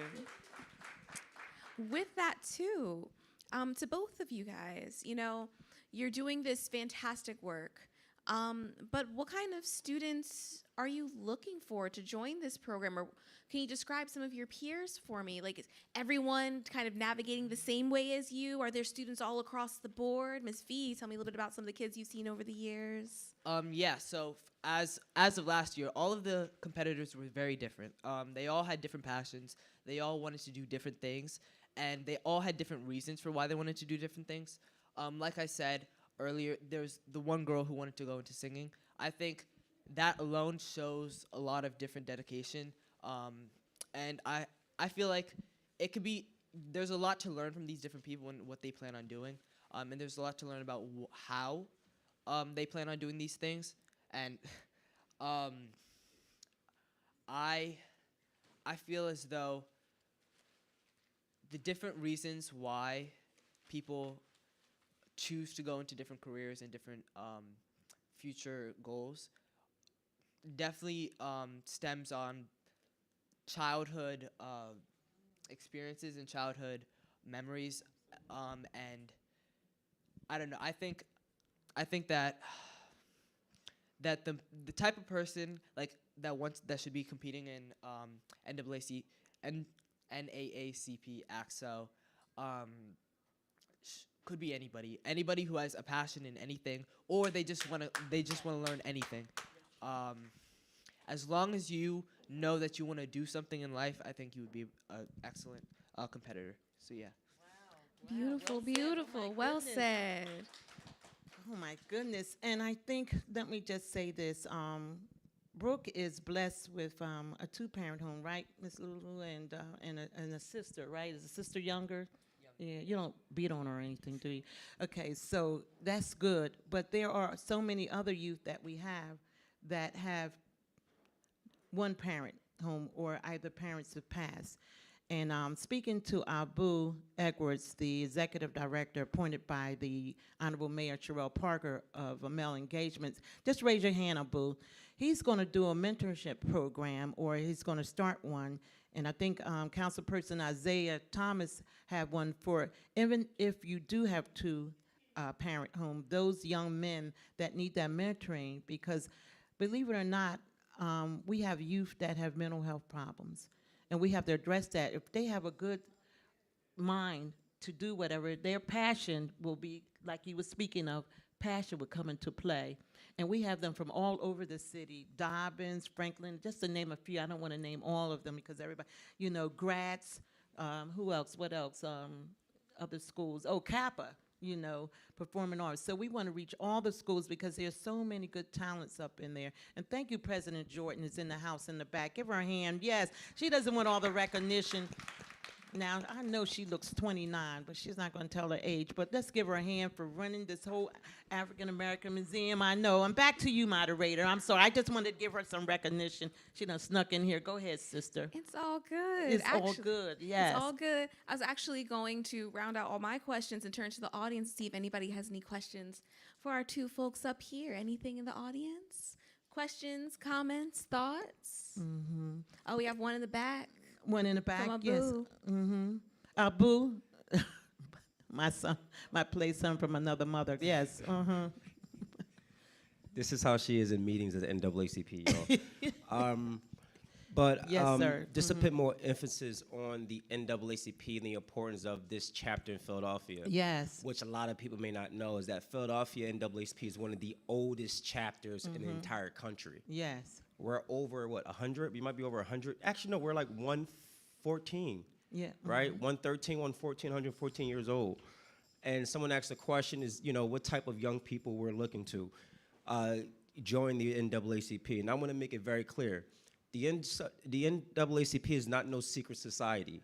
It is for black people and people who want to uplift the betterment of our communities. So this ain't Delta Sigma Theta, Alpha Phi Alpha, Kappa Alpha Psi. This is the National Association for the Advancement of Colored People to move this agenda and to move black people forward. So even though I cannot be political, we all know what happened this presidential election. We know what's in store coming in 2025. It is only $30 to become a member of the oldest, boldest, blackest organization in this world to make sure that we're uplifting our goals and our mission. It is time to put our egos aside and join something way bigger than us. Trump is in office. There's going to be some problems. There's going to be some violation of civil rights. And we must come together. It's not we must come together to show for our young people. This is not funny. You know what I mean? What Trump is doing is not funny on social media that a lot of our young people think we're just laughing about it. This organization is important. And if this organization goes and disappears, what happened to the accountability for black people in the city of Philadelphia? Because I remember the reason why I joined, because I remember reading about Cecil B. Moore. Because I remember when this branch sneezed, this whole entire city caught a cold. That's how powerful this branch was. Yes. And we can still become more powerful than ever.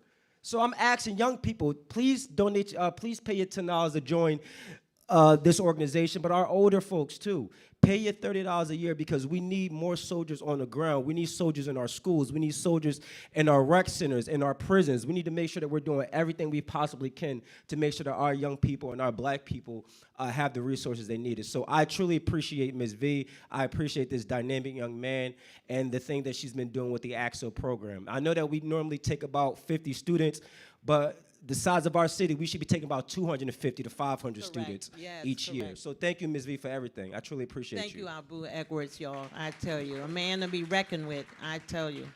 Anybody else, anything? There's a young lady there. Yes. Okay, I'm sorry, you moderator.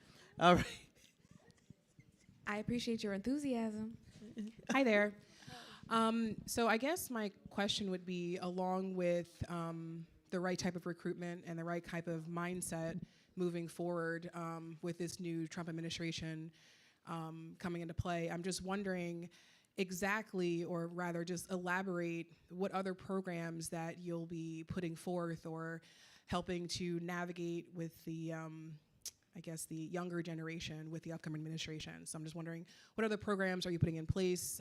How do you plan on navigating spaces and creating more safe black spaces for children? You know, that's excellent. What's your name? My name's Catherine. Okay. Pleased to meet you. Good. Yeah, I'm so glad you mentioned it because the president is in here and we're going to be collaborating with you, right, President Jordan, to have more programs in here. We got the Martin Luther King and we have the African American Black History program where you could come and be whatever you want to be. So if you got some heroes or no matter, I would like to challenge every parent to teach some history of what they would like to be or who they would you're a history teacher? See, look, I tell you, I got the gift. You're a history teacher?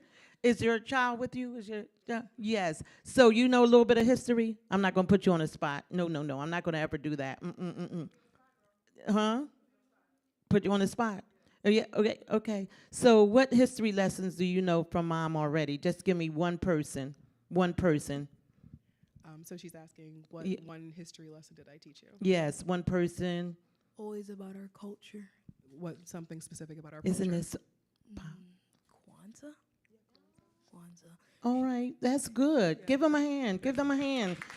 Look, I'm a teacher, so that's programs that we can put because you know they're trying to ban African American history, so we need to have more programs like that. So you done said a couple of things that we can do, right, Abu? What else can we offer? Mentoring. Yes.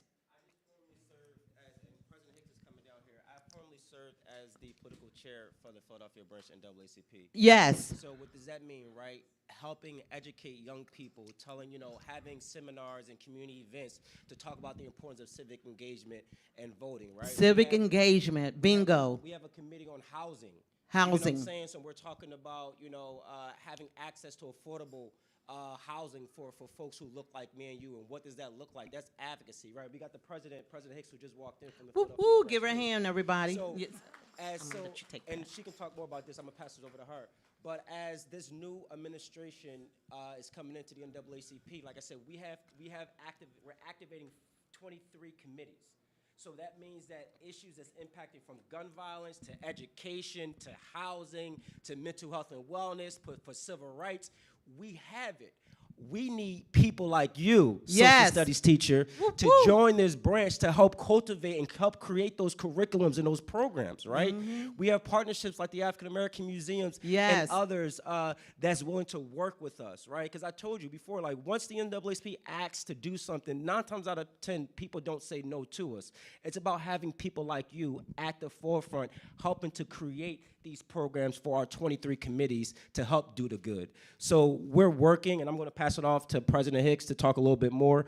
But no, I truly appreciate you, sis, and I just hope that you think about joining the branch because we can use someone with your background as well.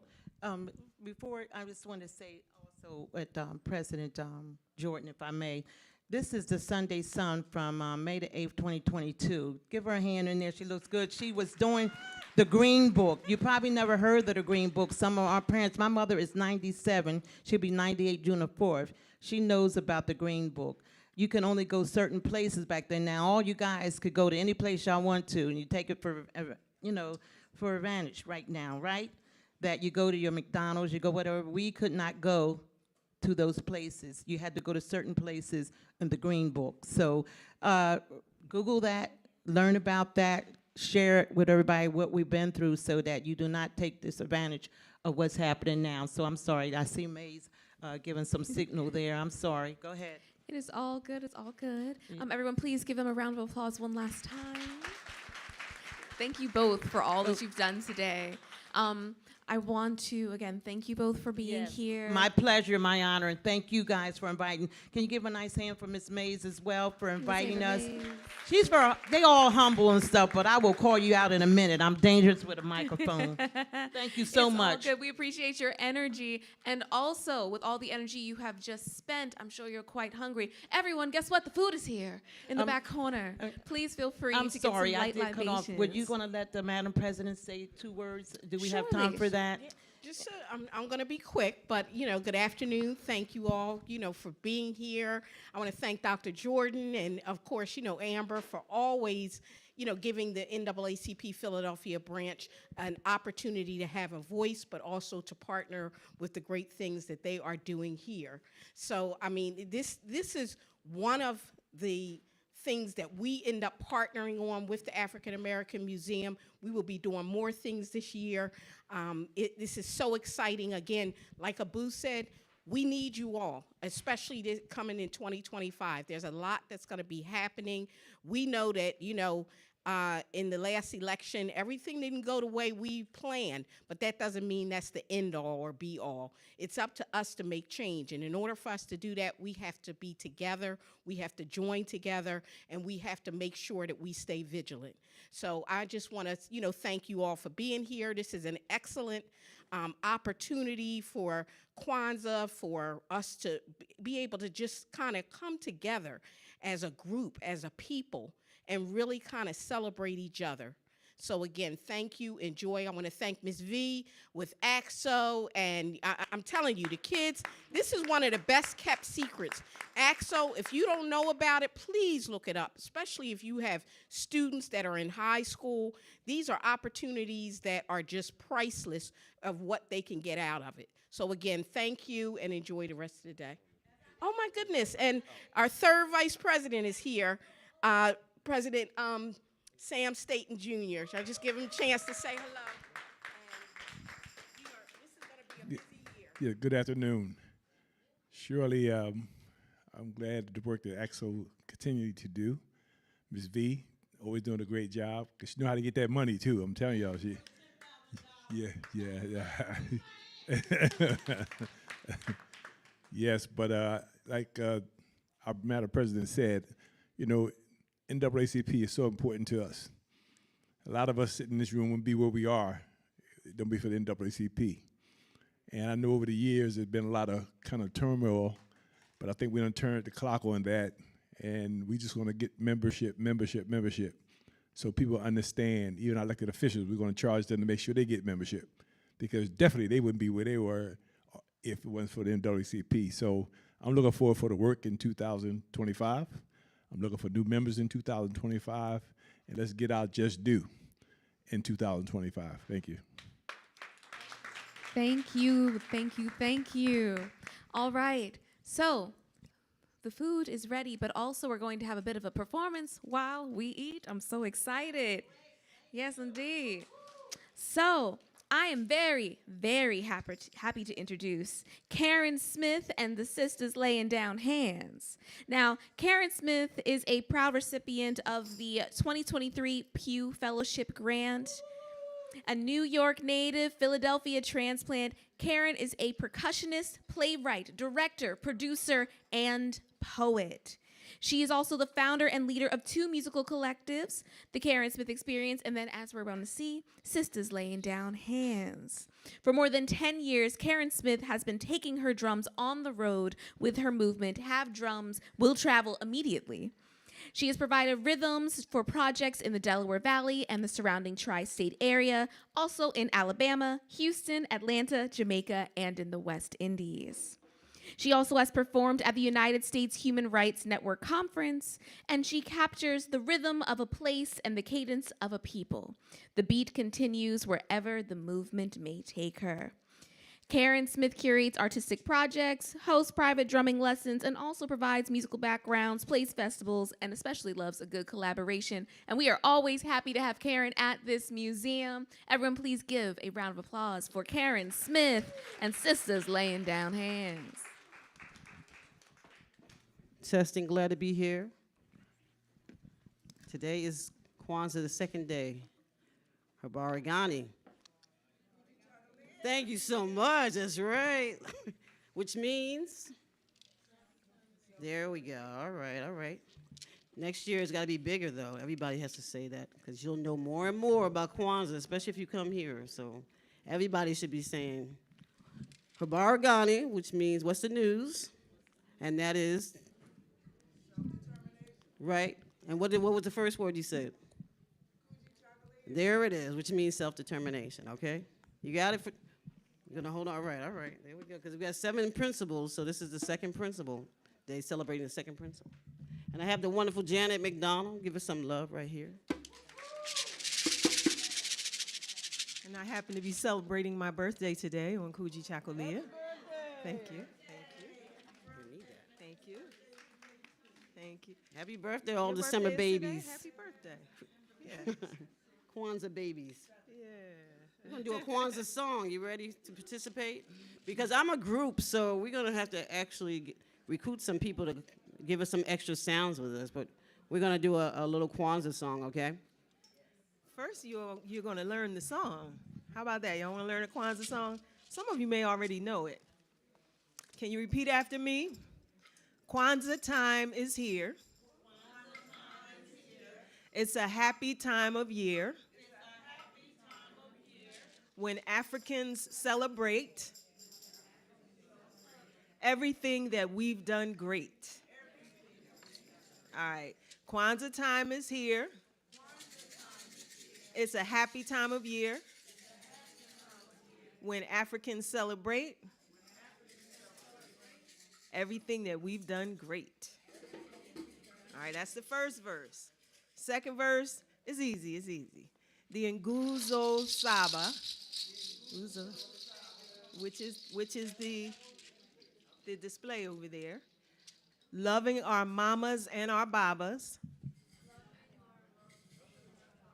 Struggling hand in hand all across this great land. That wasn't so much, was it? Y'all got that? So I'm going to sing it, and y'all can join me when you catch it, all right?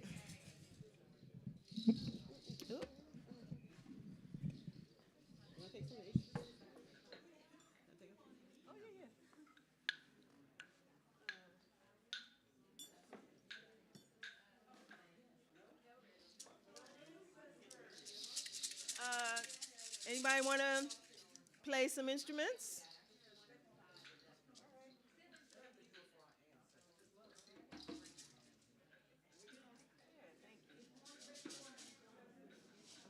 Here we go.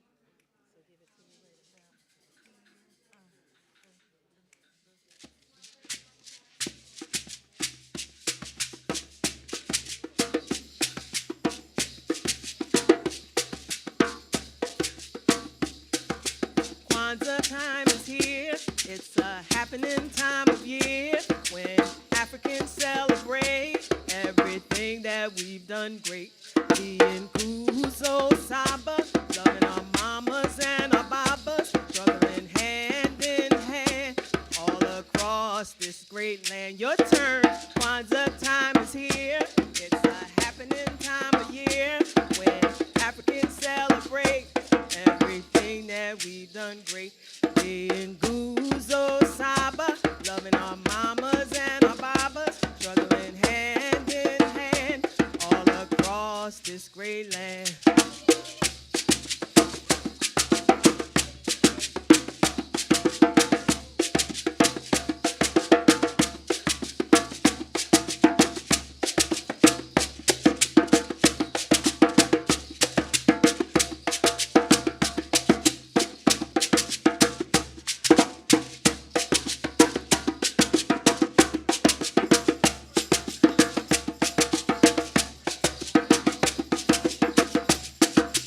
Kwanzaa time is here. It's a happening time of year when Africans celebrate everything that we've done great. Being Guzo Saba, loving our mamas and our babas, struggling hand in hand all across this great land. And now, the 7 principles. Umoja, Kujichagulia, Ujima, Ujama, Nia, Kuumba, Imani. Kwanzaa time is here. It's a happening time of year when Africans celebrate everything that we've done great. Being Guzo Saba, loving our mamas and our babas, struggling hand in hand all across this great land, all across this great land, all across this great land,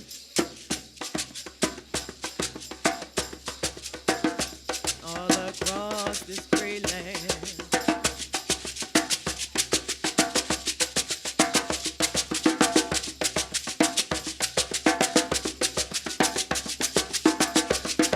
Y'all want to come up here and play with us? For those who have instruments, come on up and join us.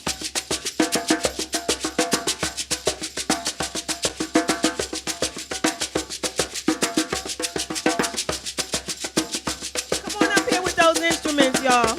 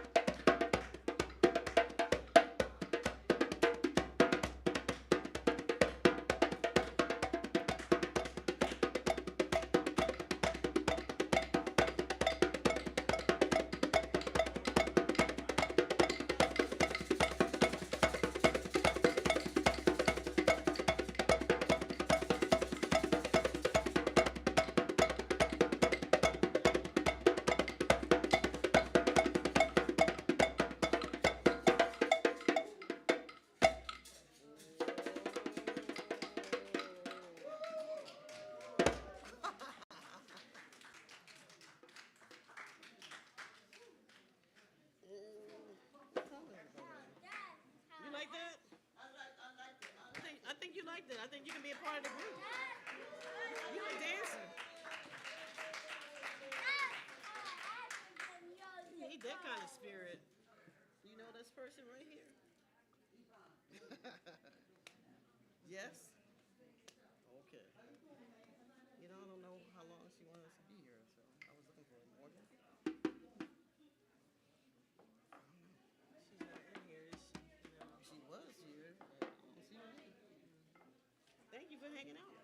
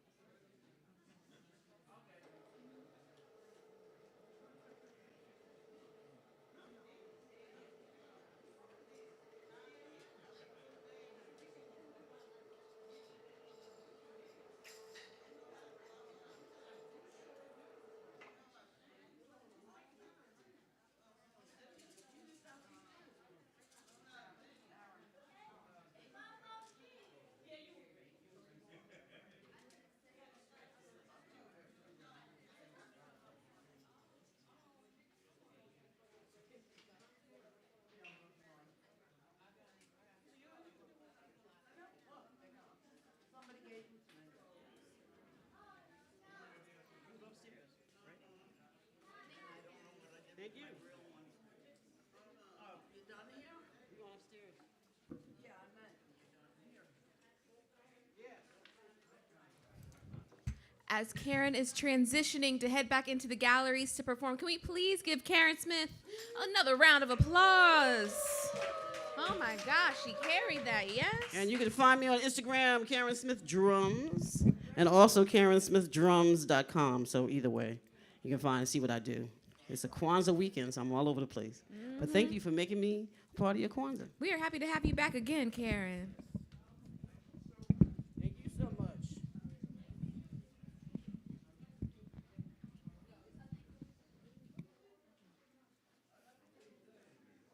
All right. Wait a second.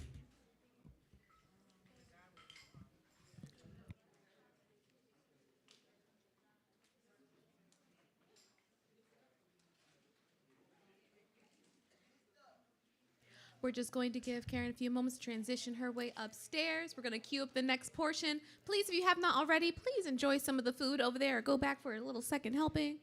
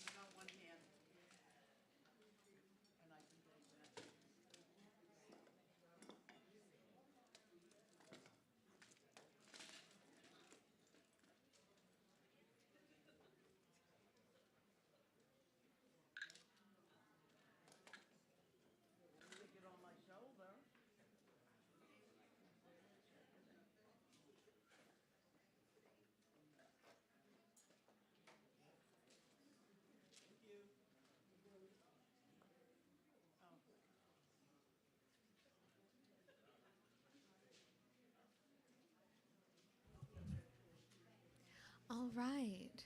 So, in the spirit of today's program, in the spirit of self-determination, in the spirit of encouraging our youth to imagine their infinite imagined dreams and receiving resources to support them, we have a brief presentation coming by way of Tech Core 2. Tech Core 2 is a technology pipeline program led by a group of college students. In Tech Core 2, students have the opportunity to learn from college mentors who are trained in WordPress, website development, Scratch coding, and robotics. They are committed to creating a viable, flexible, and sustainable technology training and a certificate pipeline from the Philadelphia youth and young adults in cost-effective ways by leveraging the JCWCC Professional Network, team building, online learning tools, industry affiliations, and practical work experience in a startup tech-centric environment. So in a few moments, we're going to have a brief presentation from Tech Core 2.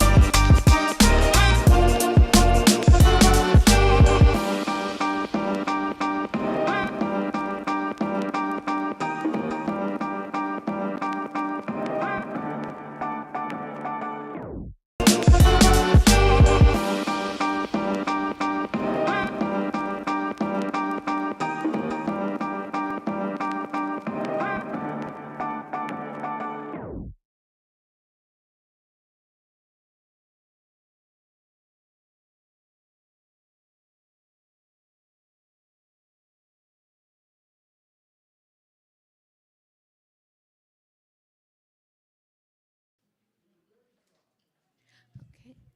Thank you, Tech Core 2, for supporting today's program. We appreciate all that you've brought today. And now I'm going to actually bring up one of our partners, actually our key partner here, a Truist Bank representative.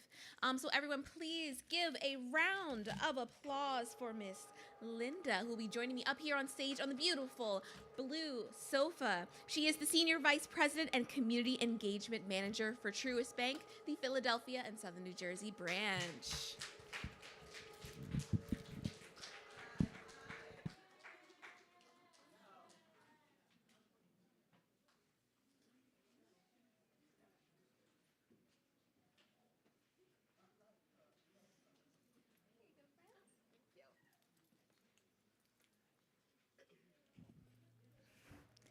Thank you so much for coming out today. We are so glad to have you.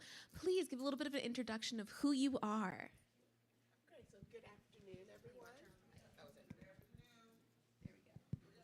Good afternoon. Oh, there we go. like Morgan said. My name is Linda Medley. I have the honor and the privilege of being the Community Development Manager for Truist Bank for the Pennsylvania, New Jersey region.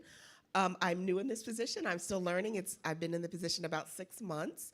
And basically what I get to do is I get to make sure that in the Pennsylvania, New Jersey region, that Truist is meeting the needs of the community in which of which we have a footprint. So I get to sponsor events like this. We do a lot of financial literacy workshops under the Community Reinvestment Act. We have 4 areas that we primarily focus on, which is affordable housing, economic development, which includes workforce development, as well as small business access to capital, revitalization, stabilization, and essential community service, which I like to say is kind of a catch-all. So anywhere that we think there's a need or we see that there's a need in the community, Truist is here to help, and that's what I get to do in the Pennsylvania, New Jersey region. We are so grateful to have you here today and also as a partner for today's program. So, in the spirit of today's principle, for those that have just joined us, welcome to our Kwanzaa Day 2 celebration. That's why the second little red candle over there is lit. The theme of the day is Kujichagulia, which means self-determination. And we are taking self-determination through the angle of creating resources and inspiring the youth to figure out their infinite imagined dreams. So with that, Linda, quick question. When you were younger, did you imagine yourself in this occupation, or what jobs did you have growing up that might have led you to where you are today? So no.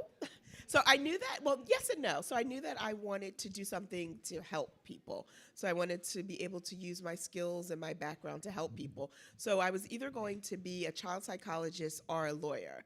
So I went to school, I went the lawyer route. So actually, I was a practicing attorney. I worked for the City of Philadelphia Law Department for a number of years, and I worked with the city's social service agency. So I represented them in a variety of different ways.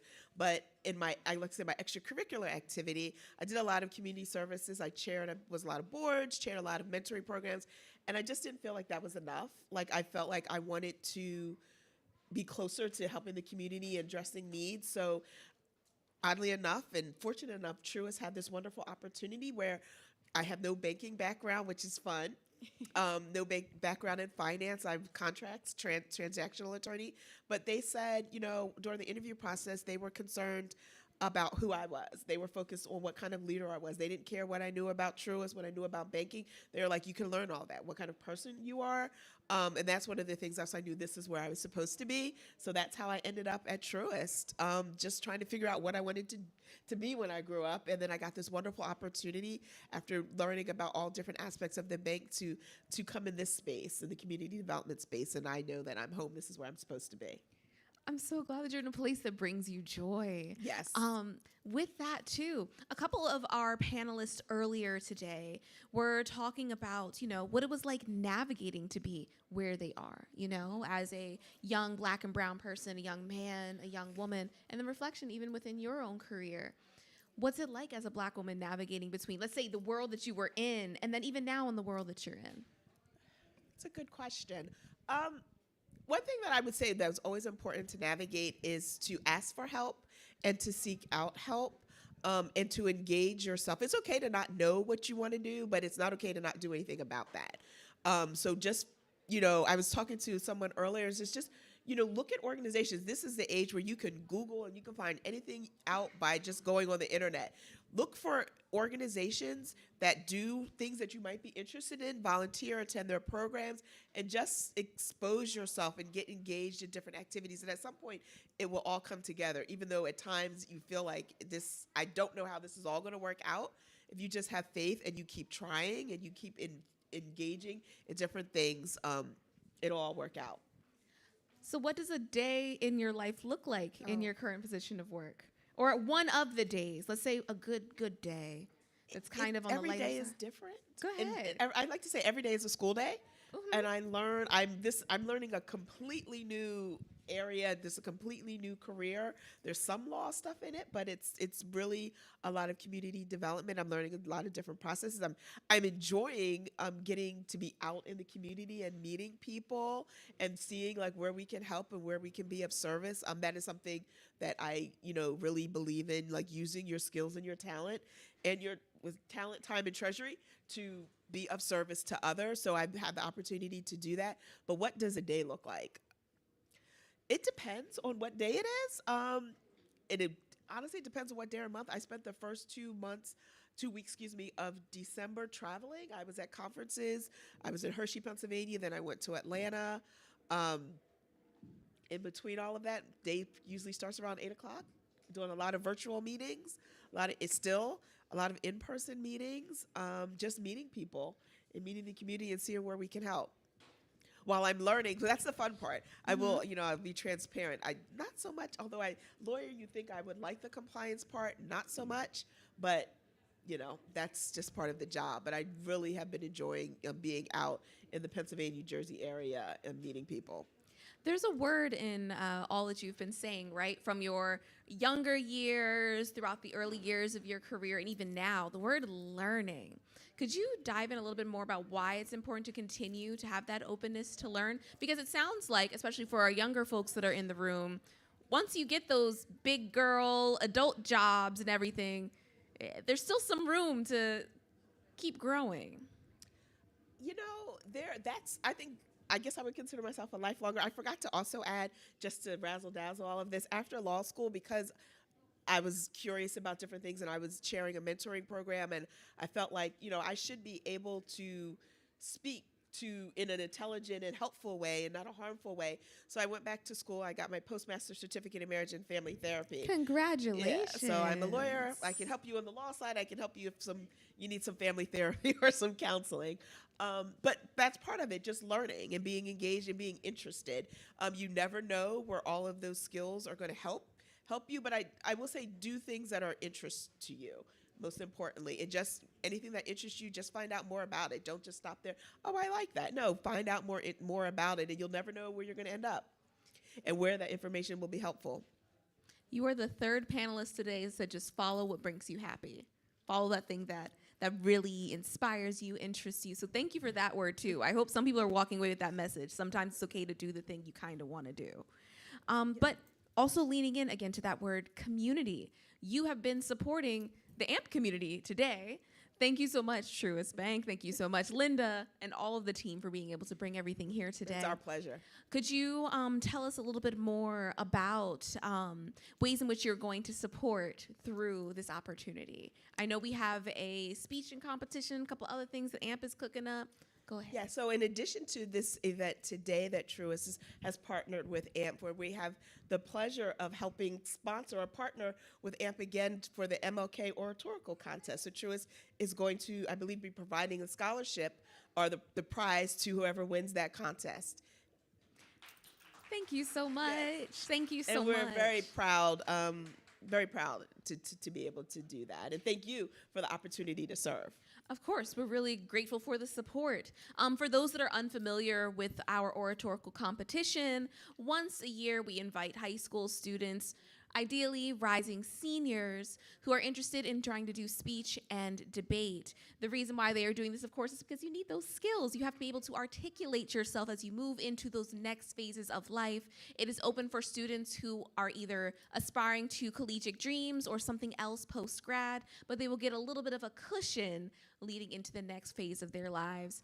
Last year, we had 3 phenomenal top-placing students. Last year, our highest-placing student, she earned about $2,000 worth of scholarships for her collegiate plans. Second place was $1,000, and third place, I believe, she got a solid $500. And even then, the students that did not place, they were able to get a little bit of a supplementary scholarship as well. So we're really appreciative of it.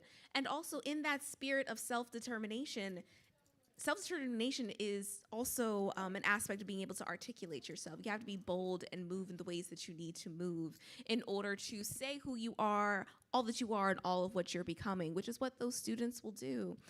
Growing up, were you ever a participant in any programs like speech, debate, or any kind of thing that helped to bring out who you are as a person today? No. Not in high school. No. I always call myself kind of like the resistant leader.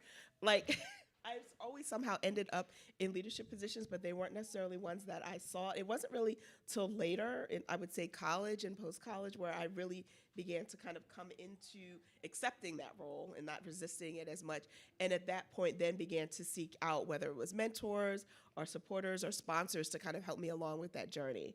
But I wish, so and in that, because I guess where I grew up, there wasn't really, I consider myself a Philly John now, just so we're clear, but I grew up in the suburbs. So there weren't really a lot of opportunities for me to connect with people who look like me, to be of assistance. So that's why mentoring is so important to me. So that's why I have put my all into the mentoring programs that I work with, because I know how important that is. So one that speaks to all of our students who are in high school and they don't necessarily know what club or thing they want to do, it doesn't mean it's the end of the world for you. So talk a little bit more about what you were doing when you were in college. Like, what were those programs? What were you looking for when you got there? I think, looking to graduate. That too. That is the most important part. And also because I knew when I went to college that I wanted to go to law school. So I was looking for organizations that could support me on that journey. So there are pre-law organizations. I did join a sorority, which was extremely helpful in my group, because it not just in like what you do, it's who you surround yourself with and making sure that you are around positive people who are moving forward. So those are some of the things that I did to kind of help me along with my journey. But definitely anything that you're interested in, I would definitely encourage students, and not even just students, anyone really. There's organizations for everything.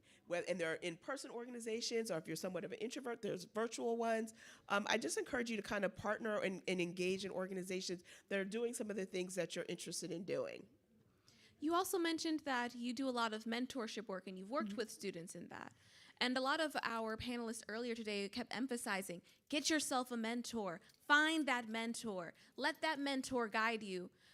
Sometimes that word is still kind of hard to grasp, getting a mentor. What should students look for in a mentor to let them know that this is the person? Or how does one even find one?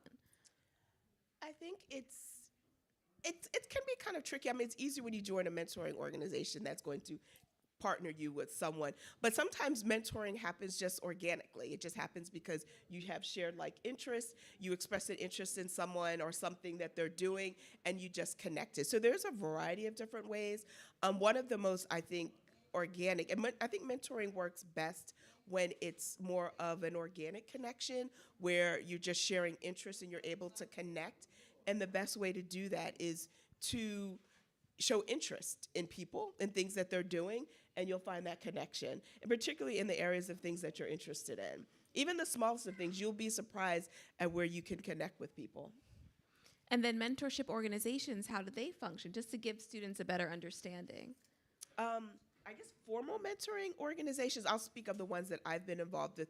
Besides, there's being an application process and then finding out of what the students' interests are, and then we connect them with mentors who share the same interest. And now circling back to your present day life with Truist Bank, you do a lot of work for the community, with the community, engaging with the community. What are some other projects you've done throughout your time at Truist, or things that you've seen Truist done since you're still a couple months in?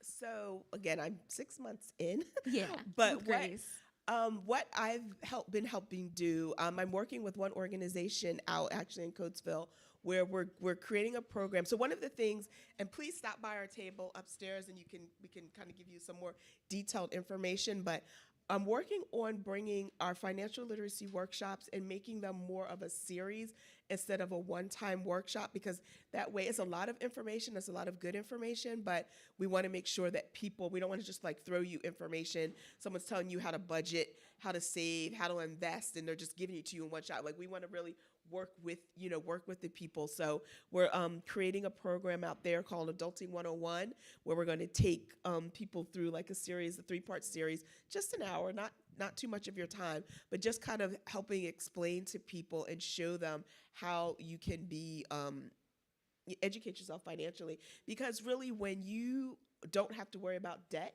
and you can pay your bills, it's a game changer. I was talking with one of my teammates upstairs about what happened to me personally when all of my law school loans were forgiven about 2 years ago. It was a game changer. Like, and knowing how to manage that and how to move forward and be secure in your finances as a whole, it's a game changer for your life and being able to move forward. So. Thank you so much. I want to turn it over to our audience for a Q&A, if possible. Does anyone have any questions for Linda or anything related to the work that she does? Oh, I have 2 hands raised. The microphone, we have one right there. Or actually, we have one in the podium. That'll be a little bit better to use. Thank you.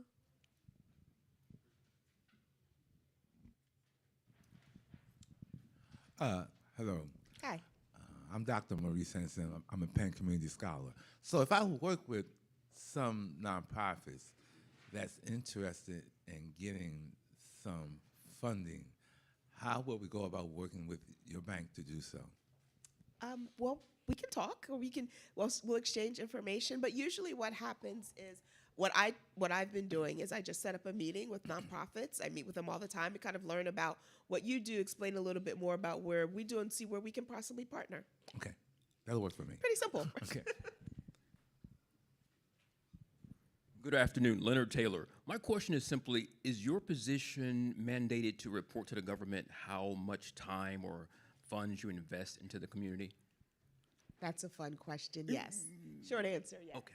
So not necessarily but the CRA, all banks are governed by the Community Reinvestment Act. So yes, we report to the FDIC. That's our supervising agency. Okay. Yes. Okay. My background was credit unions in Florida, and I don't think we ever had one, but I was familiar with the term CRA, so I wasn't sure if on the federal level that banks have to report. But you said yes. Yes. Okay. Yes, super, we do. Super. With pleasure. Because I will say it also, although I mentioned I don't really like the compliance part, that's the technical part. But what is good about that, because it gives us the opportunity to make sure that we are doing things that are impacting our community, that we're doing things and things that are impactful for our community. So it gives us a way, kind of a report card to ourselves as well. We have one in the back. Thank you. Good afternoon. My name is Deion Chambers. I do a lot of educational work with children and families, and that financial literacy part, it's really big. I do it with young children, out-of-school time programs, as well as adults. So I would love, I'm going to stop by your table. Please. Because I want it to be more so of just a series. A one-stop stop isn't enough. And I think there's power in numbers and working with an institution like yours. So I would really be interested in learning about what your series look like and how I can bring it to the community. Great, please do. Thank you. Any others? All right, well, Linda, thank you so much for joining us today. Well, thank you for this opportunity. We appreciate you as a partner, and thank you so much for supporting our oratorical competition in the next year. Our pleasure. Thank you.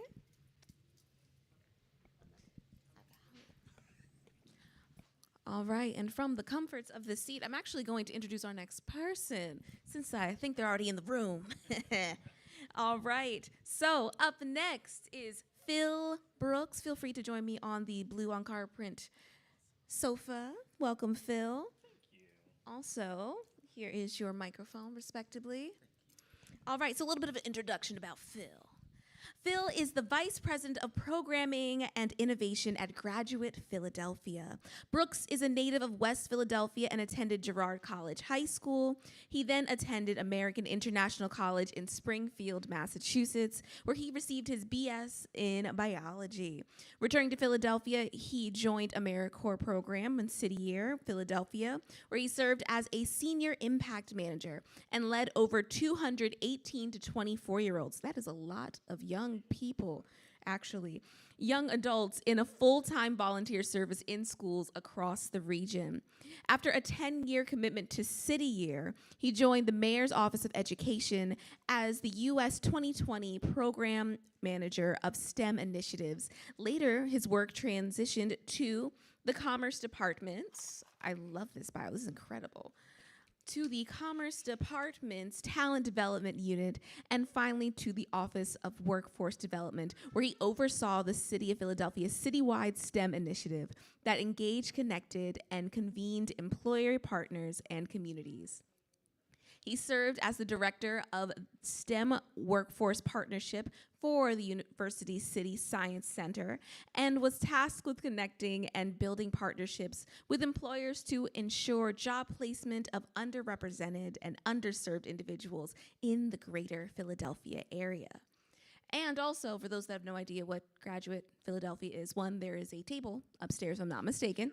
A wonderful resource for the young people in your lives, but overall, Graduate Philadelphia helps to advance social and economic mobility of non-traditional adult learners through post-secondary degree attainment, workforce advancement, and living wage employment.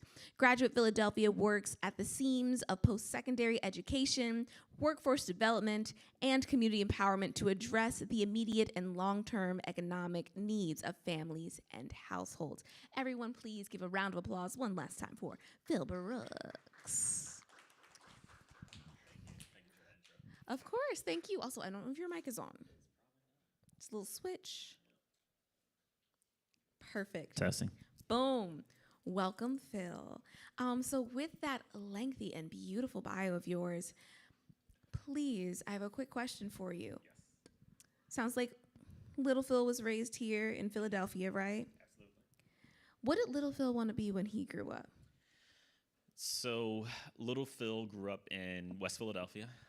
I primarily just wanted to be a scientist. I grew up with the understanding that helping people was the thing to do. So absolutely wanted to become a scientist. Didn't matter what I was going to do, but little Phil wanted to be a scientist.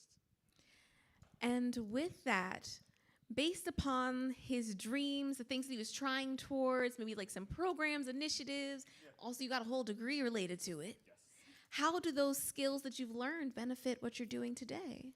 I think the skills that I learned just going through my career, my life, was fascinating because I had a mother who directly invested her time, effort, energy, blood, sweat, and tears, everything you can think of to making sure I had the best education, the best things to connect with. I had a really, really great opportunity to attend Freedom Theater, which literally broke me out of my introverted shell. So having that experience really put me on a pathway to being able to express myself in a way, but also express myself when I talk with employers, when I talk with the community, as I just talk in general. If I'm out on the streets, my kids have a joke and say, "Phil, you know everybody." That's not true, but every time I'm walking in the streets with them, someone will stop me and say like, "Hey, thank you for your time, thank you for your service," all of these things. So yeah. That's phenomenal, and also really key for the work that you're doing, and the ways that we articulate and try and get people engaged in the work you're doing. It's the experiences of the past sometimes can transform into unimagined futures, you know? And also, for those that have been sitting with us all day, thank you for staying. Oh my goodness.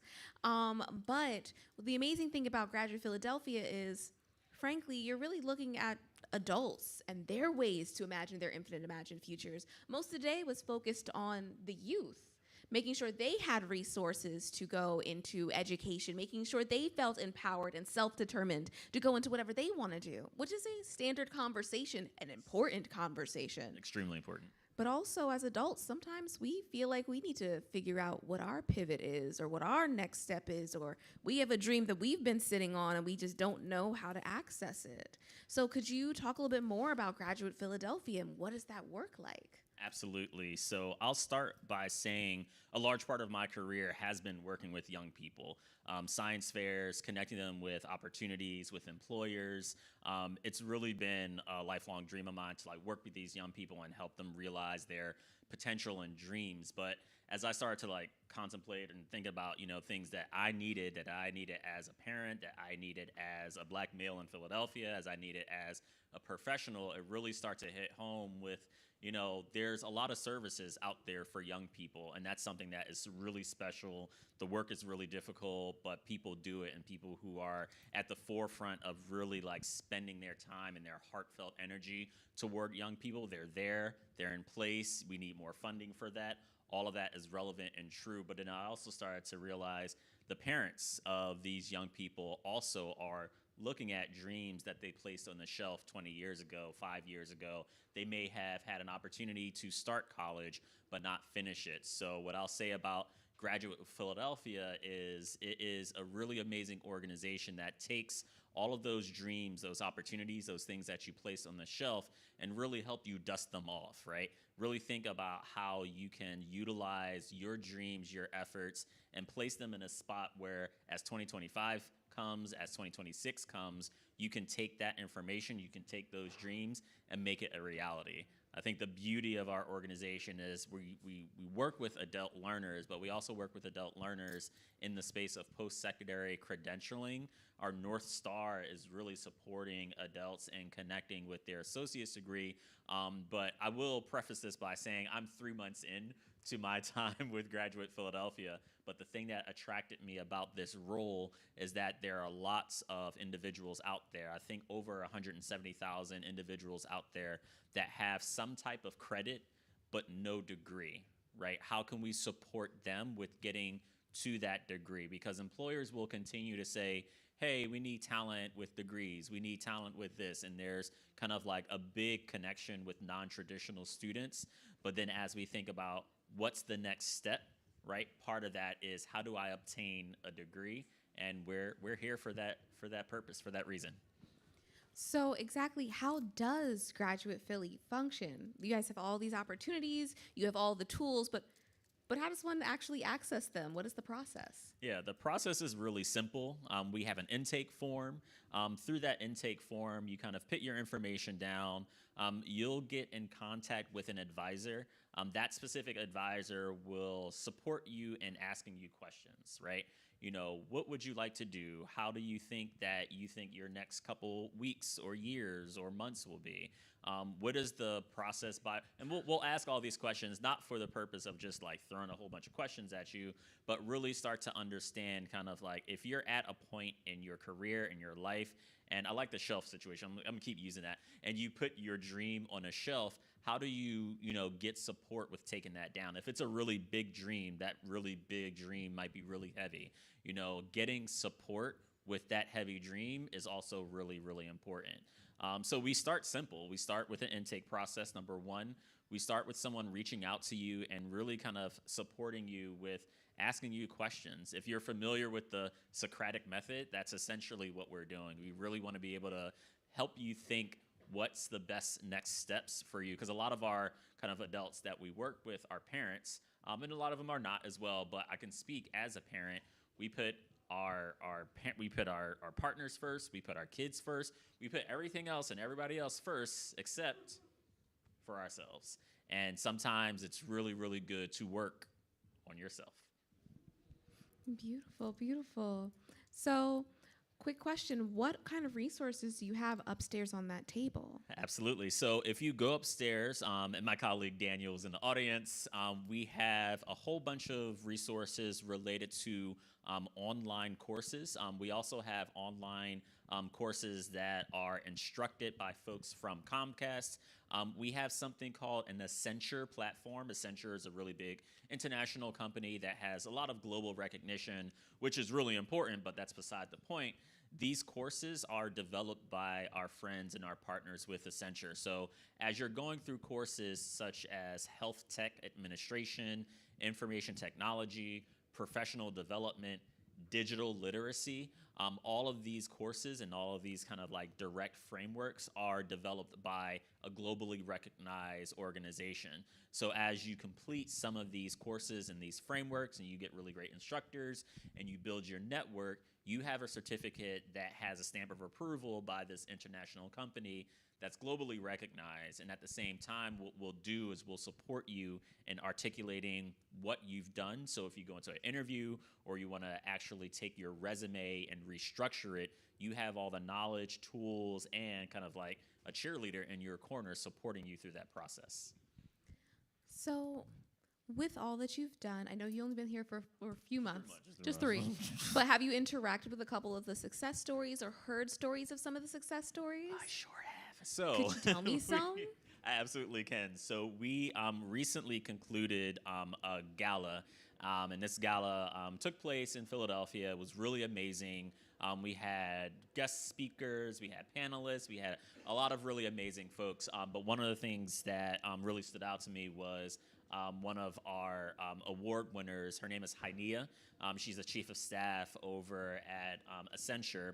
And part of her story that really struck me was her challenges leading up to what she needed to do as a sibling, as a person of color, as a woman, and like all of these things really hit home because I saw a lot of the elements in her story in my mom's story, right? I grew up here in Philadelphia, a single parent household.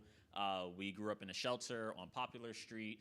I had the amazing fortune of connecting with Girard College, education, biology degree, all of that is great. But when I as an adult myself, right, and I look at other people's stories and I can directly connect with some of the challenges that they've had in their lives, I can like that fuels me to say, all right, what's the solutions? What are the menu of solutions that we can support this adult learner with so they don't have to, one, kind of pass that same anxiety or challenge down to their young people that they can like really support them with a better life. But Hainia is, to answer your question, Hainia is one of those folks that like I really looked at and said, your story is amazing.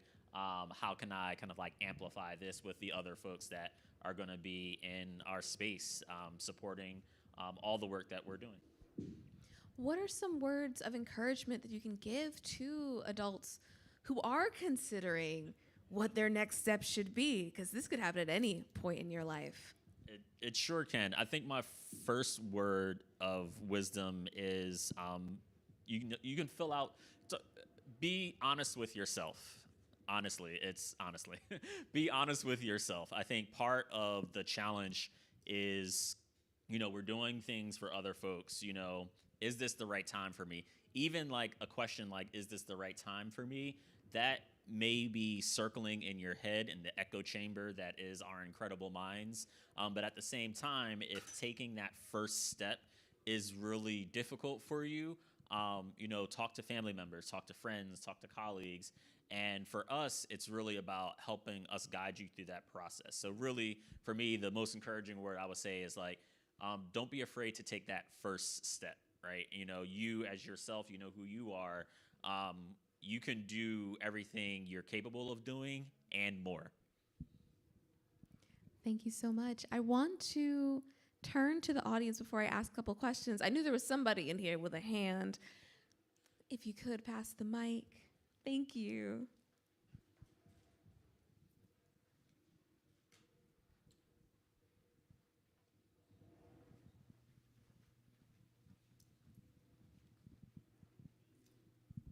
Typically, I don't stand, but I'm going to stand for you. First of all, I want to say I'm proud of you. I was your house parent for 2 years at Girard College. I'm extremely proud of you. I have to apologize, because if I had known, when I left Girard, I went to Penn, I'd have snatched you up real quick. So you still have time to get your master's from Penn. I will help you out with that. But by the way, I was with 3 of your colleagues, Rendell McFall, Jan McKay, and Ronald Cook. Yeah. They don't have degrees. Beautiful. So I'm going to be coming back to you like I came back from 1999 to 2001. But it's gracious. God is so good, and you don't even know what it looks like to see you successful as a black man and as a father, and I congratulate you. Thank you. I was expecting a question, y'all. Thank you. I remember those students. I ran into Jan a few years ago, and the work he was doing at South Philadelphia High School was incredible, just mind blowing. And to see my colleagues, not my colleagues, I say colleagues, but like to see the people I grew up with at Girard doing amazing things is just, I'm proud of them. So thank you for that. I appreciate it. And if y'all ever need a fundraiser, so your whole crew has been on tour with me throughout the country, and the play called To Be Young, Black, and Gifted with Rap. So we'll come and do a fundraiser for you all. let's connect. Yeah. Okay. Also, something kind of ironic. The young man who's helping out today is also from Girard College. He's here to volunteer to figure out his infinite imagined dreams. GC. Since we just have Girard, GC just want to acknowledge. We're everywhere. Acknowledge the goodness that is in the room that comes from that school. I've heard the name a couple times. So thank you, sir, for helping out today. And as I'm sure you're learning, life can look in many different ways throughout what you do. You may aspire to do one thing one day, pivot the next day, and everything is okay when you're an adult. But with that, too, we're going back to young Phil real quick. just back to young Phil real quick. So what kind of activities were you doing in Girard College, and do they benefit who you are today? Sometimes it's those little clubs that really define who you are as an adult when you really do those reflections. That is an amazing question. So I had a lot to do at Girard. So I did track and field, I did pole vault. We were one of the only black teams to row on the head of the Schuylkill race. So we were the team out there that were really holding it down. I had a chance to go to Texas, Delaware, New York, Maine, Florida, California, I said Denver already. I had a lot of really, really amazing opportunities. I think the thing that really kind of put me on the map was my science teacher, and who was also a black man. One of the activities was just a simple science fair. I doubted myself. He did not. And I fell in love with science even more. So I was doing, to answer your question, I did a lot of activities at Girard, but young Phil really, really appreciated the science fair that was done at Girard. So there's a pivot in your career here, because we're looking at all the science, and now you're helping adults find their infinite imagined dreams, which could be science. Yep. So what was that pivot? What was it like in any way you can explain it? Yeah, and I think the pivot for me was really understanding that because there's so many pathways, there are an infinite amount of opportunities. A lot of folks don't see those opportunities. They're not exposed to those opportunities. They don't have the resources to be exposed to those opportunities. So one day in my mind, I said, how do I get those resources to them? And I think that is part of the lifeblood of a lot of nonprofits. How do we get the resources to the people? How do we get the resources to the individuals that need them most? The barriers that will constantly come up are, funding, things in a way, political, people who hate on you, all of these things. All of these things will continue to block your path. For me, I really look at that as how do we work around that, right? That's the thing that fuels me to say, okay, someone is doubting my ability to help another person. How can I prove that other person wrong? And that for me in my professional career right now has really been one of, not all, but one of the driving forces. And I think that's something that I'm really proud of. There was a parent and a young person upstairs that came to our table, and Daniel could attest to this, and the young person wanted to go into conservation that really kind of focused on, saving the natural environment. Nice. And the parent was like, hey, what's the industries? What do I go into? And I got really excited and hyped and said, you should go to journal mammalogy. You should do this. These are the things. And all of that kind of came out of my pores. But for me, it's really kind of understanding where we are, where we've been, and how we're going to move forward.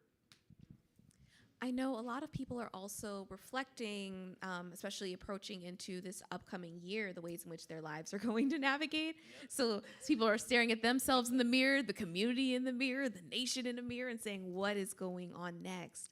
What are some words of encouragement that you can give them as they're contemplating what it could look like? Yeah, I would really start by taking a deep breath, knowing that if you don't have a good network of folks to lean on, find that network, or ask other folks. Do what makes you happy is a phrase that I heard in the last panel, but that's really true. It's honestly really true, because as time goes on, less and less time is your own. So the more you make time for yourself, the better you are for the people around you, the better you are for coming to events like this. I've not been in this building in 8 years. The opportunity came to come here, and I was overjoyed because I learned a lesson here. I learned a lesson that history is really important, and history is really important to know where you're going. Well, welcome back. 8 years. Happy to have you back in the house. Just saying. Doors are always open. Exactly. But I do want to go back to considering the youth, because we also have some people who are watching us virtually as well this entire time, which is really exciting. So hello to those that are watching us online. And I know a couple of them are on the younger side of things, and they might be sitting down with their moms, their dads, their grandmas, their guardians, whomever. And, you know, this panel isn't necessarily geared towards them, but there's still some nuggets that they could take away. So if you could, for sake of them, talk about maybe what are some things they could do today to consider how they'd be able to have a successful future, just based on your lived experiences? Yeah, and that's a really great question. And because the majority of my life has been working with young people, one of the things that I wish I did as a younger person was document what I did. So I just rattled off all the things I did with Girard College, but knowing the people who actually led those charges, being able to articulate what you've done, because right now it's really important for anyone to really kind of be in a space, have a good presence, but also know what you're talking about, be passionate about what you're talking about. So that's something I would kind of convey to young people today is, you know, don't take for granted the things that are coming your way. If you can document that and build your resume or build your repertoire, if you're into art, save those like scraps of paper that you're writing on, right? They could be worth something one day. If you're into literature, save all the poems that you're writing down. They could be worth something one day. And that really kind of affects your future. And I would be remiss if I didn't say science. Save all those science fair projects that you did in middle school, high school, because they could be worth something one day. And I want to double down, triple down, quadruple down on that word, like happy. Because you're the closeout for the day. But again, every single person that's hit this stage has said, do what you like, do what you love, follow your happy, follow what interests you. Could you emphasize on why? Because the world sometimes tells you, especially if you are Black or brown or the child of an immigrant, or what a lot of AMPS audiences typically look like, the world typically says, do this practical thing, get by. But we are saying the opposite today. Why is this so important? I'll start by saying life is always going to have challenges. And I think part of that challenge is understanding why you went through it. You can focus on depression. You can focus on beating yourself up. People who are not for you will not be in your corner. This will always happen. I have a 15-year-old, and I was talking to her a couple days ago, and she's into track and field. She's probably going to do Penn relays later on this year, all that stuff. And my conversation with her is always coming from a place of, I don't want you to fall into the same challenges that I fell into. So this is why I'm saying what I'm saying.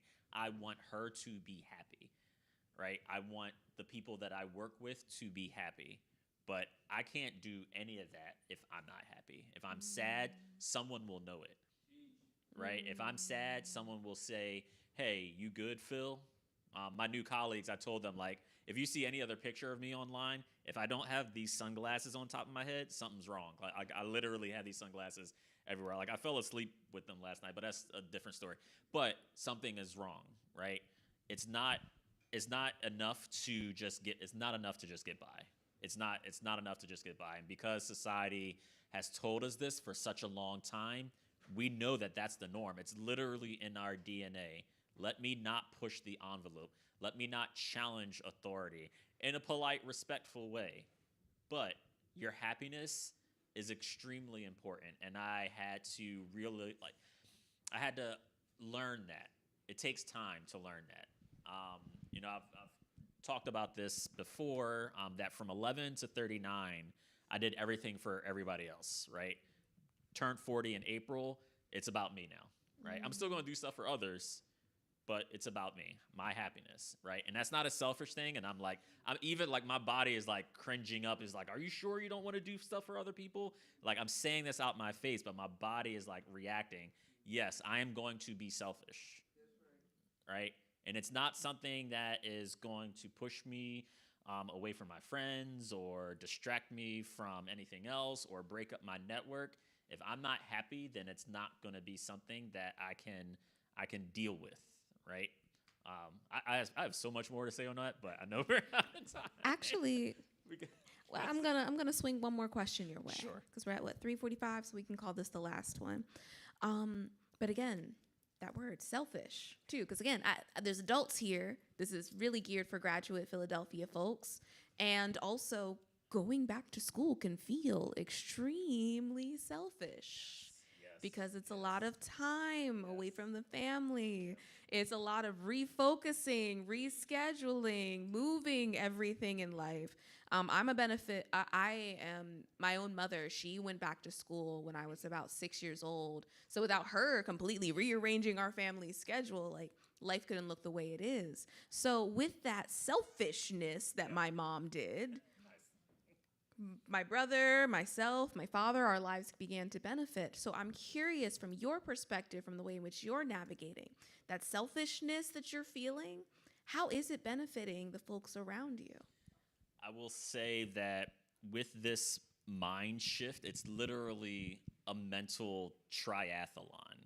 It's not going to come overnight. You're not going to say one day, hey, I'm used to working with and supporting others and giving literally all of my energy to people.